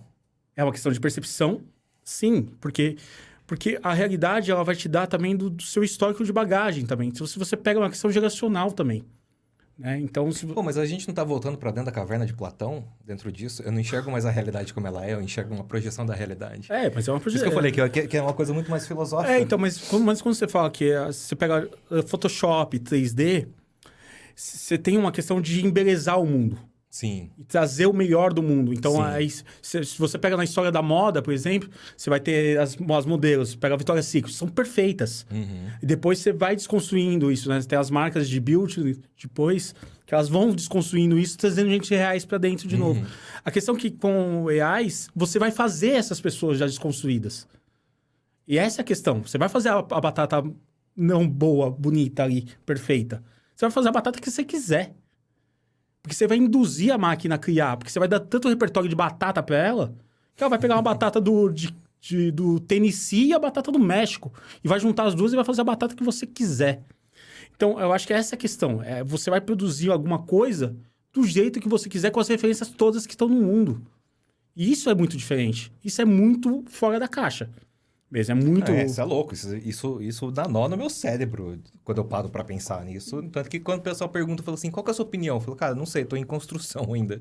Mas nós estamos. A gente tá agora na vanguarda do que tá acontecendo, né? A gente tá acompanhando ali o que tá acontecendo agora. E assim, eu falo que dá medo, porque nós que trabalhamos com imagem, você vai vendo a evolução do que eu tô acompanhando. Eu tô em 3 grupos, assim, de alto nível de AI, assim. Falei, assim, você fala, mano, tipo, fora da curva. Só que esses caras que estão fazendo isso, alguns são fotógrafos e outros são apenas artistas, design e outras coisas. Quando você começa a colocar fotógrafo na ideia, você começa a ver o que os fotógrafos estão fazendo, já é um passo acima, à frente mesmo, da nossa percepção. Porque a gente entende de luz, a gente entende de sombra, de passagem, de textura, de... Exatamente. Aí você vai construindo essa imagem como você quer ela. Ela pode ser imperfeita, como pode ser totalmente perfeita. Mas você acha que isso pode chegar realmente Agora sim, agora é previsão total. Pode chegar num momento em que a gente olhe e fale, cara, não sei se vale a pena mais fazer uma fotografia ou fazer um AI? Cara, eu não sei, assim, essa resposta eu durmo com ela todo dia. Porque eu acho que é uma questão de demanda de mercado. Eu acho que o mercado que vai mandar nisso. A partir do momento que o mercado falar que isso serve e esse é o caminho, porque é mais barato, porque funciona, eu acho que vai... É que é muito louco, porque na minha cabeça ainda fica assim, ó. Eu tô tentando traçar paralelos aqui de novo. É aquela coisa que a gente vê que hoje em dia nós temos como é que fala? Esqueci o nome dessa porra. É tipo a Lu do Magalu. Você tem essas assistentes virtuais. E, cara, na boa, eu ainda não entendi por que as agências continuam batendo o pé nessa porra, porque ninguém compra mais isso. Olha, você pode ter certeza, escreve aí embaixo se eu tô muito errado. Não existe coisa pior no mundo do que você fazer de você querer, sei lá, o chat robótico, ou assistente virtual robótica, ou... É um avatar, né? É um avatar, dá uma cara. voz mesmo pra empresa em forma de um boneco. Né? Só que tem aí uma coisa. E a AI já criou uma coisa, tem um programa que você exporta suas fotos, seus vídeos, ela copia toda a sua cara, copia a sua voz, você faz um texto e você consegue mandar para todos os seus clientes um texto direcionado você falando. Para cada um, especificamente. Então, é um outro passo, é isso que eu tô te falando. É um passo que é isso que dá medo. Então, você programa essa inteligência para... Se você tem uma empresa que quer falar com 500 pessoas, você vai falar diretamente você com 500 pessoas. Não é um boneco lá, é você. Com as suas expressões. E ela tem outro idioma também, eu tava vendo, né? Exatamente. Fala até inglês. Com a sua voz. Ô, louco, com a sua voz. Com a sua voz, com todas as suas expressões, porque ela vai ler todas as suas expressões. Você pode mandar eu emocionado falando com o meu cliente. Você vai ter você emocionado falando com o seu cliente. Então, eu acho que está chegando num nível que eu não sei que caminho que é. Eu estou estudando isso agora. Ainda é um campo muito... É novíssimo, né, novíssimo, cara? e está Essa muito história evoluído, né? Para você acompanhar a transição é muito difícil, porque acompanhar esse processo todo é muito difícil, porque é muito rápido. Mas estou tentando entender, assim, agora estou tentando montar um editorial de moda dentro dessas plataformas. Já fiz depois a gente vai discutir junto aí para você ver. Estou tentando pegar agora a textura de peles, né? E tem questões ainda com mão, ainda que é difícil de você controlar. Questão de perna, às vezes, de pé. Mas tem algumas manhas que os caras vão descobrindo a cada dia, você vai aprendendo um pouquinho, assim. Mas é trabalhoso também, então não tem nada fácil. Não é uma tecnologia que você vai sentar lá e vai fazer... Lógico, para fazer brincadeira, fazer imagenzinha, para você ficar mostrando para seus amigos, você pode fazer qualquer coisa legalzinha, ela é ótima, né? Mas para fazer um trabalho coeso, um trabalho sério, um trabalho bom, cara, demora. Demora então, bastante. Aí que vem meu outro ponto do tipo... Tá, primeiro que você vai ter que ter pelo menos 1 ou 2 pessoas, né? Os prompt engineers e... Enfim, uma galera, uma equipe centralizada para fazer isso. Porque não é só sentar no computador, você tem que ter uma direção de arte, você tem que ter uma direção criativa. Enfim, essas São coisas... inúmeros programas combinados, não é... É um processo que, igual você falou, que é longo, é demorado, ele é crítico, porque você tem pessoas criticando aquilo na questão de querer construir uma imagem. E até que ponto realmente isso vai chegar num patamar em que financeiramente vale mais a pena gastar esse tempo e esses profissionais do que contratar uma equipe. Então por isso é uma questão de mercado. Né? Porque na foto você tá assim, beleza. Você vai pro estúdio fazer uma foto de uma campanha. O cara tá do teu lado. Faz a mão mais assim. Pá, na hora. Tá aqui, ó. Pá, na hora. Pô, você tem casting de modelo. Aí, tudo bem. Eu entendo essa questão de que no mundo digital, no mundo da inteligência artificial, o que você tem é assim, o que você quiser.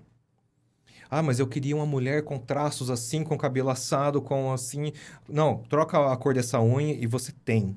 Né? Eu acho que essa questão de ter um repertório e dados para você montar o que você quiser, eu acho isso sensacional. Mas eu não sei, eu sou muito cético ainda, porque a questão da fotografia ainda é representar a realidade e você ter a realidade na sua frente acontecendo e você pode brincar. Eu acho que talvez até uma união dos dois... Igual assim, é muito comum pra gente que faz campanha publicitária fotografar em fundo branco para aplicar fundo. Então, você realmente tem um fundo construído em AI, Mas a pessoa que está lá em primeiro plano, focada, linda, maravilhosa, é uma pessoa de verdade que foi fotografada. Sim. Mas tem várias técnicas, né, nisso. Eu acho que eu só, tipo, eu fiz uma campanha de carro que eu fiz tudo em painel de LED. Foi da Lamborghini Brasil. Então, através do painel de LED, eu podia projetar o que eu quisesse ali de sensação. O carro podia estar em Nova York, como podia estar na Paulista. Né? Então, eu acho que todas as tecnologias são complementares de como você vai saber usá-las para fazer sua imagem, sabe? Eu acho que é isso. Eu acho que assim, eu acho que ter entrado de cabeça um pouco dentro do AI e ter visto um mundo que eu acho que eu não estava pronto para ter visto assim, e falar, caraca, esse negócio tá muito... No meu Instagram pinta um monte de coisa aqui e eu fico, isso é AI, isso não é, isso é AI, isso aqui não é. E eu confesso que tem hora que eu falo, cara, eu não sei o que é isso. Então, eu acho que essa questão da realidade mesmo, como que essa realidade vai ser distorcida a um ponto que eu não vou saber mais o que é. E aí eu, como profissional de imagem, isso me dá um medo. Pra caralho. Sabe, assim, porque você fala, pô, você trabalhei com isso com a vida toda, você identificar e agora eu não sei mais... que é uma imagem que é ou que não é. Porque chegar nesse nível de não saber, cara, eu te mostrei algumas só. Você pega assim, você passa, você fala, meu, isso aqui é foto. E não, foi criado por um computador, por uma inteligência. Mas assim, basicamente, sei lá, uma equipe de 2, 3 pessoas, eles gastam quanto tempo pra fazer uma foto? Depende do projeto. Tipo daquela do hambúrguer com batata frita. Que um dia. Um dia? Um dia. Em equipe, né? Trabalhando um dia. E quanto você acha que custaria pra uns caras fazer isso aí? Puta, cara, eu tô tentando achar...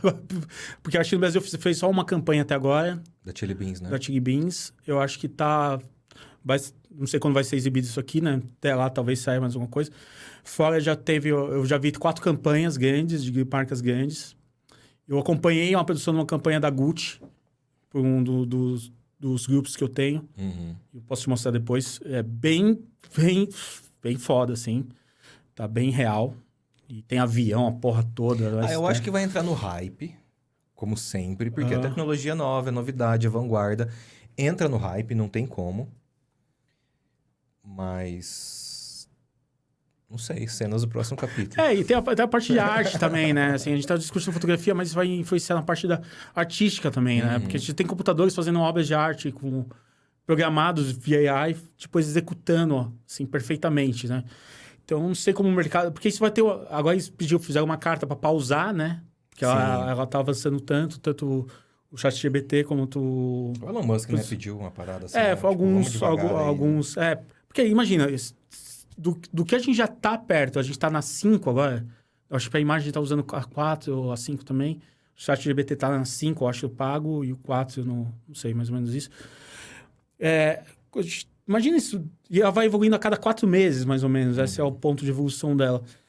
Cara, a gente vai chegar num ponto aí que, sei lá, assim... Cara, não sei mesmo, não consigo... É tão agoniante que você não consegue ter resposta, assim...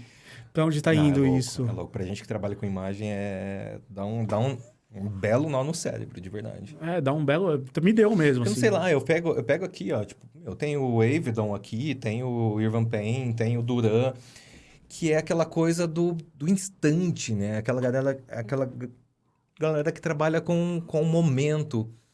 E é um momento que você tá presenciando. Eu acho que tirar isso de presenciar um fato, presenciar um momento e levar isso para dentro de uma programação de computador, eu acho que isso ainda dá um outro programa, é uma questão geracional, porque se pega uma criança que ela não toca o mundo, não olha para o mundo, ela vai ser muito normal ver uma imagem na tela do computador, na tela do celular. Aí que a gente entra de novo na questão, estamos voltando para dentro da caverna de Platão, né? Quer beber alguma coisa? Não, tô tranquilo. Tô de boa. Eu tô de boa. Mas, cara... Eu realmente não tenho... Eu olho aqui e eu fico... Puta, eu não sei nem o que pensar. Sei lá. Acho que é uma coisa que eu escolhi não me preocupar agora, tá ligado? Sim. Eu quero entender como funciona. Quero estar a par do que funciona pra saber se eu precisar escolher isso. Eu sei que é uma ferramenta que eu posso usar porque ela vai me dar o que eu preciso. Então, é um jeito de estudar pra ter essa informação e falar, sentar numa mesa de um diretor de arte e falar metade disso eu posso resolver com isso, metade eu posso resolver com isso, metade ter um leque de possibilidades. E ela ser mais uma possibilidade no meu trabalho, assim. Então, eu não quero tirar a fotografia do meu dia a dia, do que eu gosto, porque é a minha profissão, eu gosto de fazer isso. Mas também não sou nenhum idiota de saber que ela tá indo pro buraco e ficar parado lá, caso pro saudosismo, né? A gente não pode negar. Entra na mesma história do pessoal que viu o digital crescendo e surgindo, e ao mesmo tempo surgia tratadores de imagem, mais ou menos que a discussão que a gente está tendo aqui, que aconteceu há 20 e poucos anos atrás. Mas vai matar o filme e eu não fotografo digital, eu só vou fotografar filme e eu só vou fazer isso porque eu confio no meu laboratorista que resolve.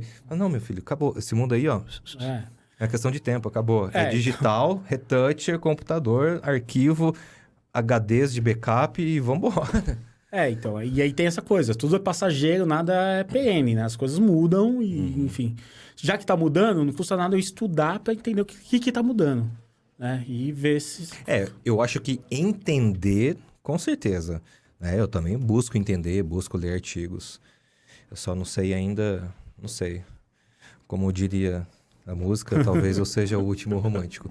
Mas, o Bibs, aproveitar que você voltou aí, vamos mostrar umas fotos suas, vamos dar uma discorrida? O Renatinho trouxe uns trampos aí pra gente dar uma olhada.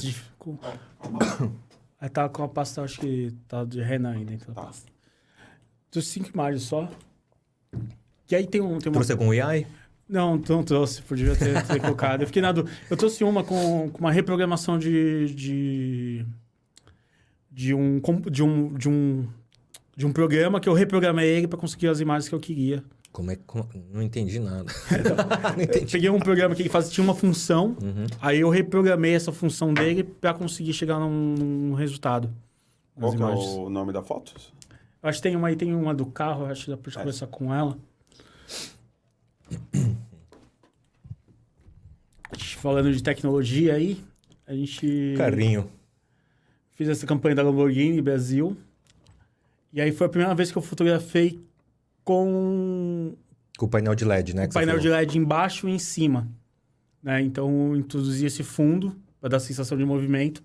Mas eu podia colocar esse carro em Nova York, onde eu quisesse, porque eu tinha teto, a parte do teto e a parte de baixo. Todo o piso, tudo que não é o carro é um painel de LED. É, o painel de LED, exatamente.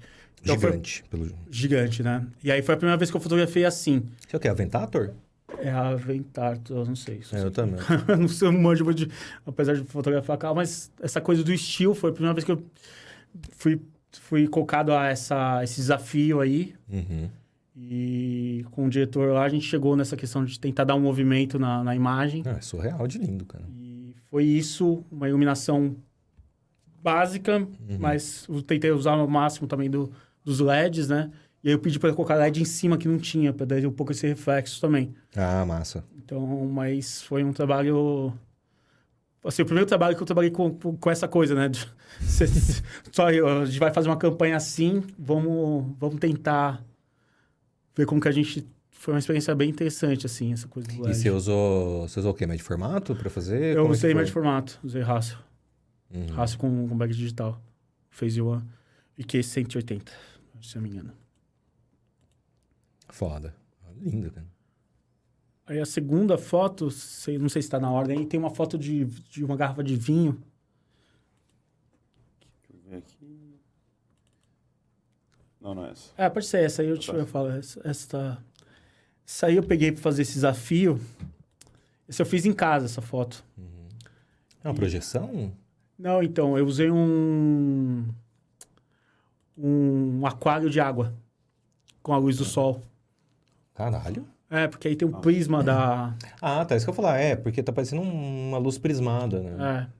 E aí eu usei um rebatedor aqui para dar essa linha aqui no E, entre o E e o G. Esse rebatido branco ali, né? Para trazer um pouquinho a coisa. E tudo luz rebatida com esse sol. Acabei fazendo em casa, que foi um desafio que um amigo meu fez. Porque tinha uma campanha da Dior com um ator lá, que eu esqueci o nome dele, com o Johnny Depp. Ah, sim. E aí ele falou, quero ver você fazer. Eu vou fazer em casa com um aquário lá para projetar a luz lá do... Aí foi mais ou menos isso assim, foi uma tentativa aí. E aí tem, eu acho que mais uma das taças aí Foi uma capa... Opa. Ah, acho que ela tá em TIFF, né? Ela tá em TIFF. Oh, putz, foi mal. Damos um jeito. Foi Não é mal, foi problema. culpa minha.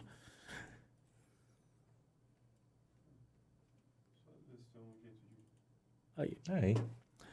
Isso aí foi uma capa para uma revista de vinho. Isso é do caralho, velho. Isso é lindo. E aí eu recebi essa coisa, né, de como executar uma ideia na cabeça do diretor de arte, né? E não sabia como que a gente ia resolver esse problema. Mas aí que ia ter essa sensação de textura, assim, né? Uhum. E aí eu sugeri pra ele a gente trabalhar com vidro... Cara, Você tá com acrílico preto embaixo? tô com acrílico preto embaixo. É, pra refletir, né, o que tá... É porque isso tá por trás, né? Tirando a garrafa, né? É, E essa taça? as duas É, as taças duas do canto. estão na frente. Aí eu usei um vidro canelado. Uhum. Então ele tinha uma referência. E a referência tinha uma coisa assim, só que era uma foto de uma mulher, como se ela estivesse deitada. E todas as linhas nela, assim. Ah, tá. Aí ele falou, meu, como que a gente vai resolver isso? Eu falei, puta, 3 taças e uma garrafa, né? E aí fala os reflexos que tem, né? Tudo isso e como iluminar isso também. Então foi um desafio, assim, bem grande essa foto, para ter toda essa textura, né, da taça, trazer essa sensação do vinho. Tem todo esse reflexo, né? Como eu iluminei por trás, também trabalhei tudo com LED também nessa foto. Foi Mas uma o que tá transição. dando reflexo é o quê? É vidro só? É vidro canelado. E aí, Mas essas cores também? essas cores, porque eu época do trabalhei os LED. LEDs. Ah, tá. Então eu trabalhei com LED exatamente para eu poder mexer as cores. Mexer as cores. É, então... Mas eu acho que, na modéstia à parte, eu resolvi bem dentro do problema que eu tinha. Puta que pariu, mano. Que isso? Do Não. desafio aí. Que coisa Foi maravilhosa, velho. Isso é... Nossa. Sério. E a outra que eu peguei foi uma foto de arte, que é um trabalho que eu tenho também de arte. Ah, essa foto foi Lá em Tóquio, né? lá em Tóquio, que aí eu trouxe quando... Só para representar a coisa da fotografia, né? Ter o privilégio de que me levou para Tóquio e Kyoto. E aí eu trouxe essa fotozinha aí só para esse momento aí de... Não, é linda. Ela tem um equilíbrio maravilhoso. mais parecido. Ela é 3 geishas na regra dos terços, cara. Foi aí que eu não pensei quando eu fiz. Mas era mais para representar essa coisa da viagem mesmo, né? Da fotografia. O quanto ela me proporcionou de N coisas na vida, né? De ter ido lá pro Japão fazer esse trabalho. Eu fui pra Los Angeles com o André, com a Nicole. Você tava no México, né? Tava de no férias. México, férias. E eu fui pra Los Angeles. E a outra foto é uma foto de arte, que aí... Uhum. Foi uma foto até que nós fizemos juntos. Sim, com a Larissa. Com a Larissa. E essa questão das flores, que é um trabalho que eu faço, que é pegar um programa que ele faz uma função para foto, que é o Photomatix, eu reprogramar ele para ele dar essa questão de profundidade de uma foto para outra, né? Essas transições aí da mão, entre a mão, a folha e ela, é feito pelo programa. Então, não tem nada de Photoshop essa foto. É uma questão só de reprogramação, de como o programa é usado para uma coisa e eu reprogramei ele para me dar um outro efeito. Né? Então, acho que são 5 imagens aí de 5 jeitos de pensar a fotografia, assim, de problemas da fotografia resolvidos de formas diferentes. Essa aí também, nesse processo também, né? De como que a gente lida com essas camadas aí num programa de reprodução. Um programa que é feito por foto de HDR, que eu reprogramei ele para chegar entendi. nisso. Ele é Porque, feito pra HDR, né? porque ele trabalha com camadas, HDR trabalha com camadas, né? De alta e baixa luz. Então, eu reprogramei ele para tentar, através das baixas e altas luzes de uma imagem, fazer essas transições de camadas aí. Massa. Porra, sensacional, velho. Eu acho que isso é uma coisa que eu não consegui ainda, de certa forma, transcender, Também, sabe? assim. Não sei, eu não tenho... Você não tem essa eu não pegada. tenho muito essa pegada artística. Eu confesso isso, eu falo assim abertamente pra todo mundo. Não sei, eu acho que talvez eu vou ter isso quando eu tiver mais velho. Ou não também, tipo, foda-se, sabe? Mas são treinos, né? Isso aí foi uma coisa de treinar, assim. Eu acho que tinha o desafio que eu tinha me colocado de trabalhar com camadas. Mas não queria usar o Photoshop, eu queria usar algum programa para que isso... Pra desse uma coisa aleatória, que eu não tivesse controle. Então, eu fui estudando até chegar nesse Photomatix que É o que eu começou... tenho, assim, talvez de um lado mais artístico, que é uma coisa mais caseira. Isso eu faço até com o meu celular. Tanto que eu fiz questão de trocar meu celular esses dias, porque eu queria um celular que tivesse uma câmera legal, sabe?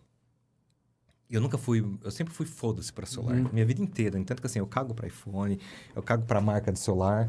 Mas aí, conforme eu fui percebendo que a maioria das minhas fotos mais despojadas, mais autorais, eu sempre faço com o celular, porque eu não tenho outra câmera, a não ser a câmera que eu trabalho. Eu falei, tá, eu acho que dá pra... Aí eu comprei um do Motorola, cara, filma em 4K, tem uma puta qualidade de foto. E aí, não sei, me motivou a fazer mais fotos caseiras, assim, mas eu gosto de situações cotidianas da minha vida, cara, não sei, sabe? Do dia a dia ali, né? Do dia a Do que dia, tá acontecendo, coisa né? que eu sou uma pessoa que eu gosto muito de ler, eu sou caseiro, você sabe, Sim. eu para me arrancar de dentro de casa é um parto. Então, eu gosto muito de observar essa questão rotineira da minha vida. E eu comecei a ter um prazer maior em registrar isso com umas fotos. Então, assim, eu tenho um arquivo autoral gigantesco, mas é autoral, não é artístico. Sim. Artisticamente, eu nunca falei, vou pirar fazer um bagulho, assim. Acho que... Não sei. Eu penso em várias coisas, assim. Eu tenho um curta-metragem escrito e eu comecei a escrever um longa. Ó. Mas é de umas aspirações minhas, assim. O curta tá quase pronto, assim, a ideia do roteiro. E o longa, eu vi uma situação... Mesma coisa, eu vi uma situação que aconteceu no meu cotidiano, eu falei, caralho, eu consigo fazer isso aqui uma história. E uma história de suspense. Meio thriller, assim. E eu comecei a escrever, cara. Mas, claro, eu não sou roteirista. O que eu escrevo? Eu escrevo a ideia. Né? Pensei assim, né? Poderia ocorrer dessa maneira, né? Então, acontece isso por causa disso. Então... E, obviamente, a gente já tem a cabeça de fotógrafo, a gente já vai imaginando. Então, assim, ó... Tem que ter uma pegada assim, num tipo de enquadramento, com uma luz mais assada, para dar um clima tal. E aí, o dia que eu achar um roteirista que olhe para aquilo e fala, cara, dá para desenvolver isso aqui de uma maneira muito massa. Boa. Aí, quem sabe? Mas, fotograficamente...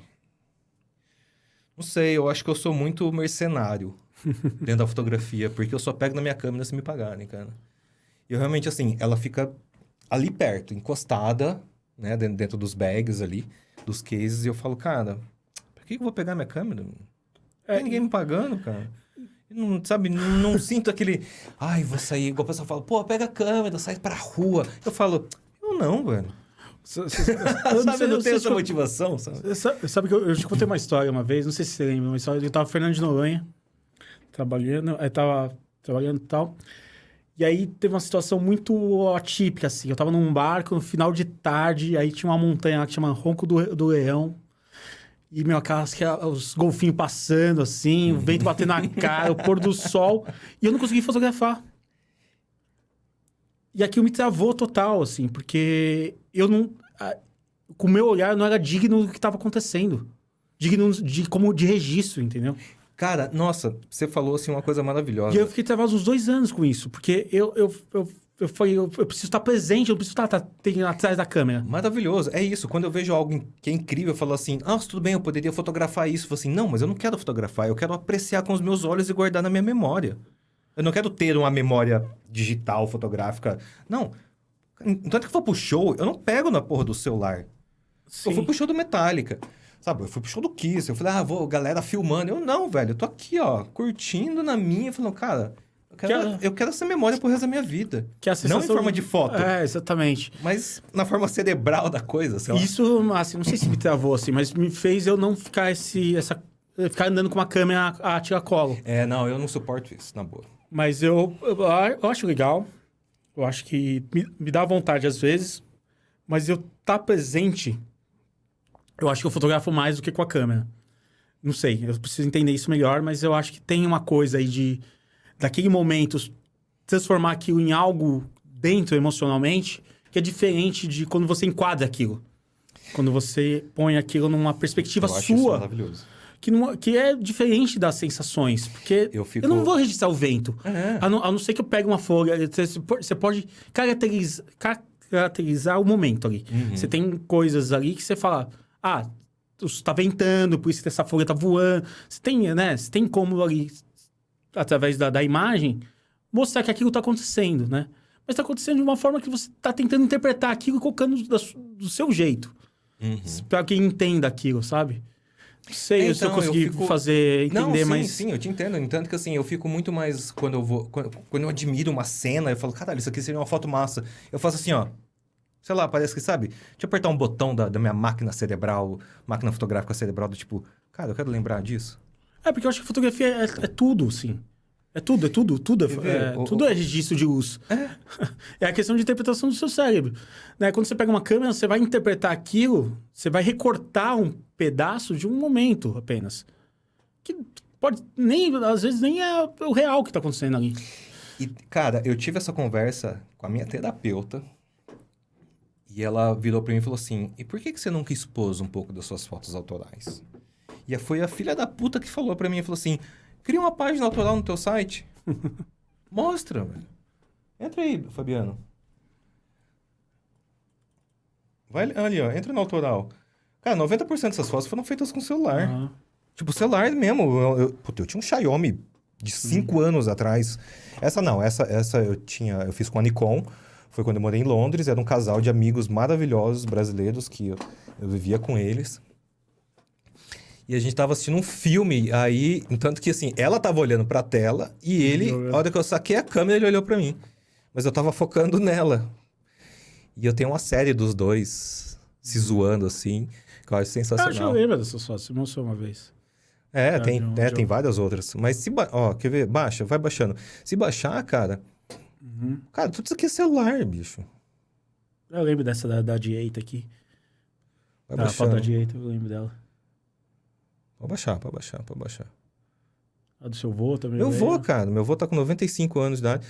Essa foto aqui que é uma das fotos que eu tava na rua e tava tendo manifestação e eu vi as crianças do lado de fora enquanto os caras do choque estão dentro da estação do metrô e as crianças ali encarando. E eu saquei o celular. Essa foi uma das coisas que eu falei, eu preciso registrar isso. Aí que eu peguei o celular e registrei. Mas eu acho que tem uma questão, acho, do que a gente tá falando, tem uma questão de como emocionalmente você tá também pra cada momento. Isso talvez que a gente tá falando agora é um momento da nossa vida também, que pode mudar, pode, né? Não é uma regra isso. Sim. Né? A gente vai se adaptando ao que a gente tá vivenciando e que a gente vive, né? Então, não tá com uma câmera tiracola agora é uma questão que agora não faz sentido, mas pode fazer sentido. Daqui a pouco você compra uma Mami aí. Comprar uma Leica, né? Aí tá aí com ela. Vai ficar rico pra comprar uma Leica. Andando pra cima e pra baixo. Velho, né? tem a foto da bunda da minha ex, cara. Então. É claro que não dá pra saber quem que é, né? Porque eu não mostro o rosto, não sou trouxa. Mas, tipo, isso aqui, essas cabeças de boneca, tava num bar. É tudo foto do celular, galera.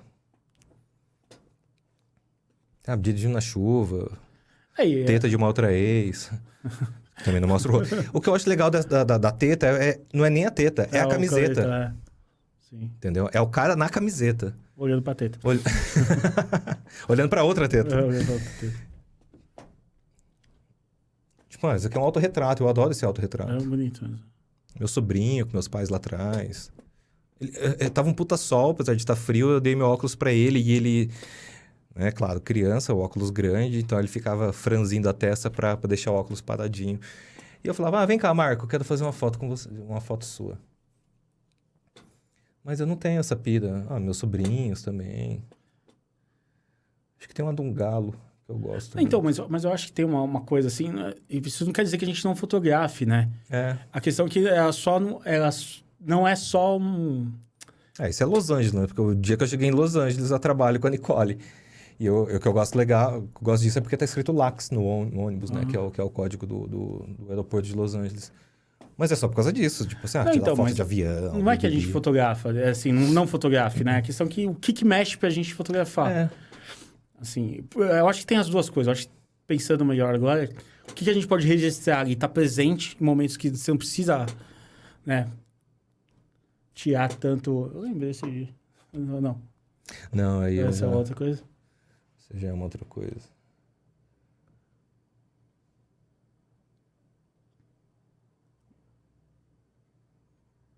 Tipo, os pelos da minha perna, tá ligado? Depois Você me inspirou, tem um monte de foto lá.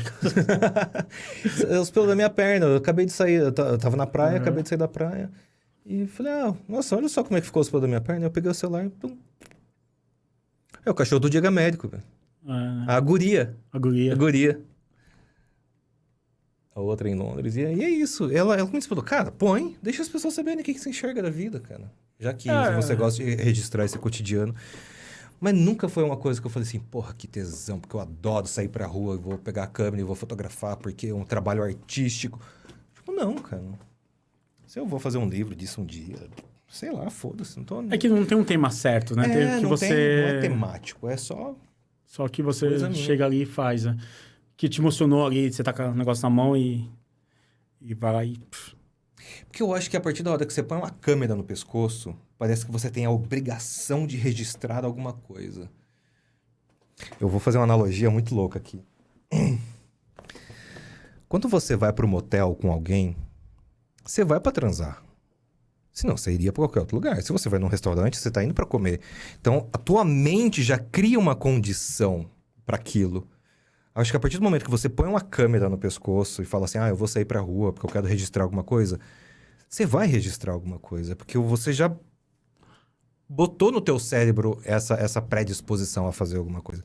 É por isso que eu gosto da fotografia do celular.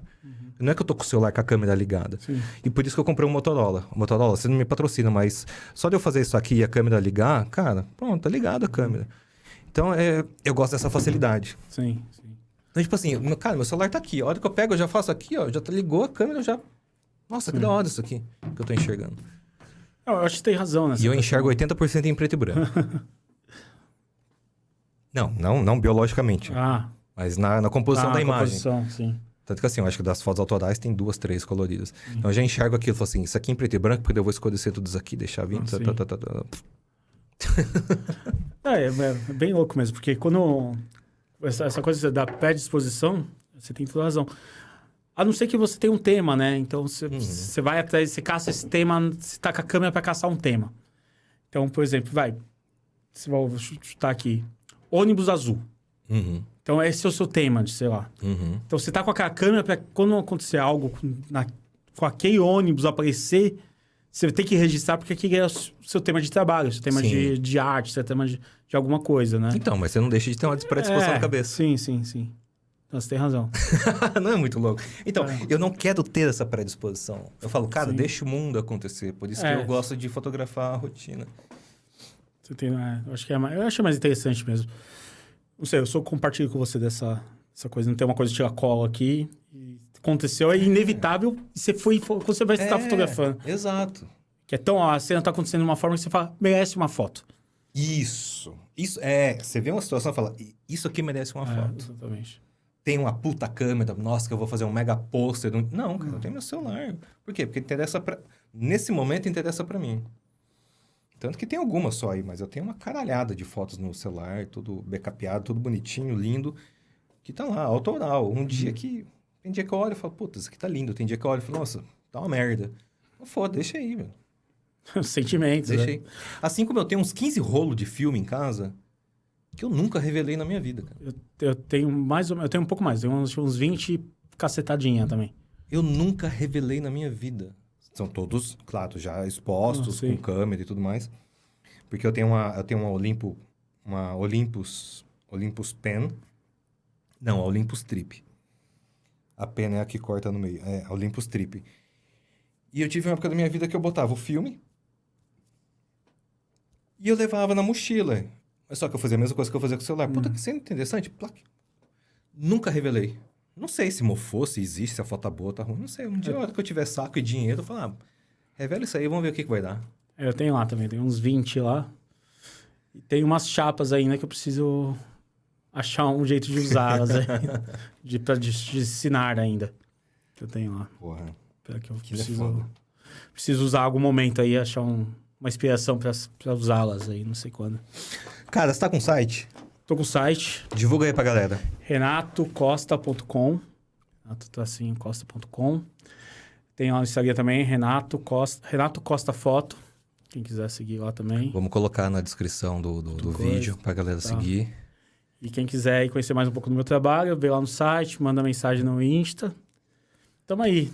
Pronto pra... Cara, que tesão. Que massa. Obrigado pelo convite. Valeu pelo bate-papo. Foi muito legal o convite. Fiquei muito feliz com o convite. Massa. Feliz de estar aqui com você. Tamo junto sempre, meu querido.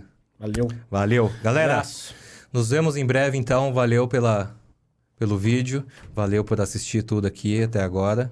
Foi um puta de um papo com esse parceiro que eu tenho uma grande admiração. Nos vemos na próxima. Falou, até mais, tchau!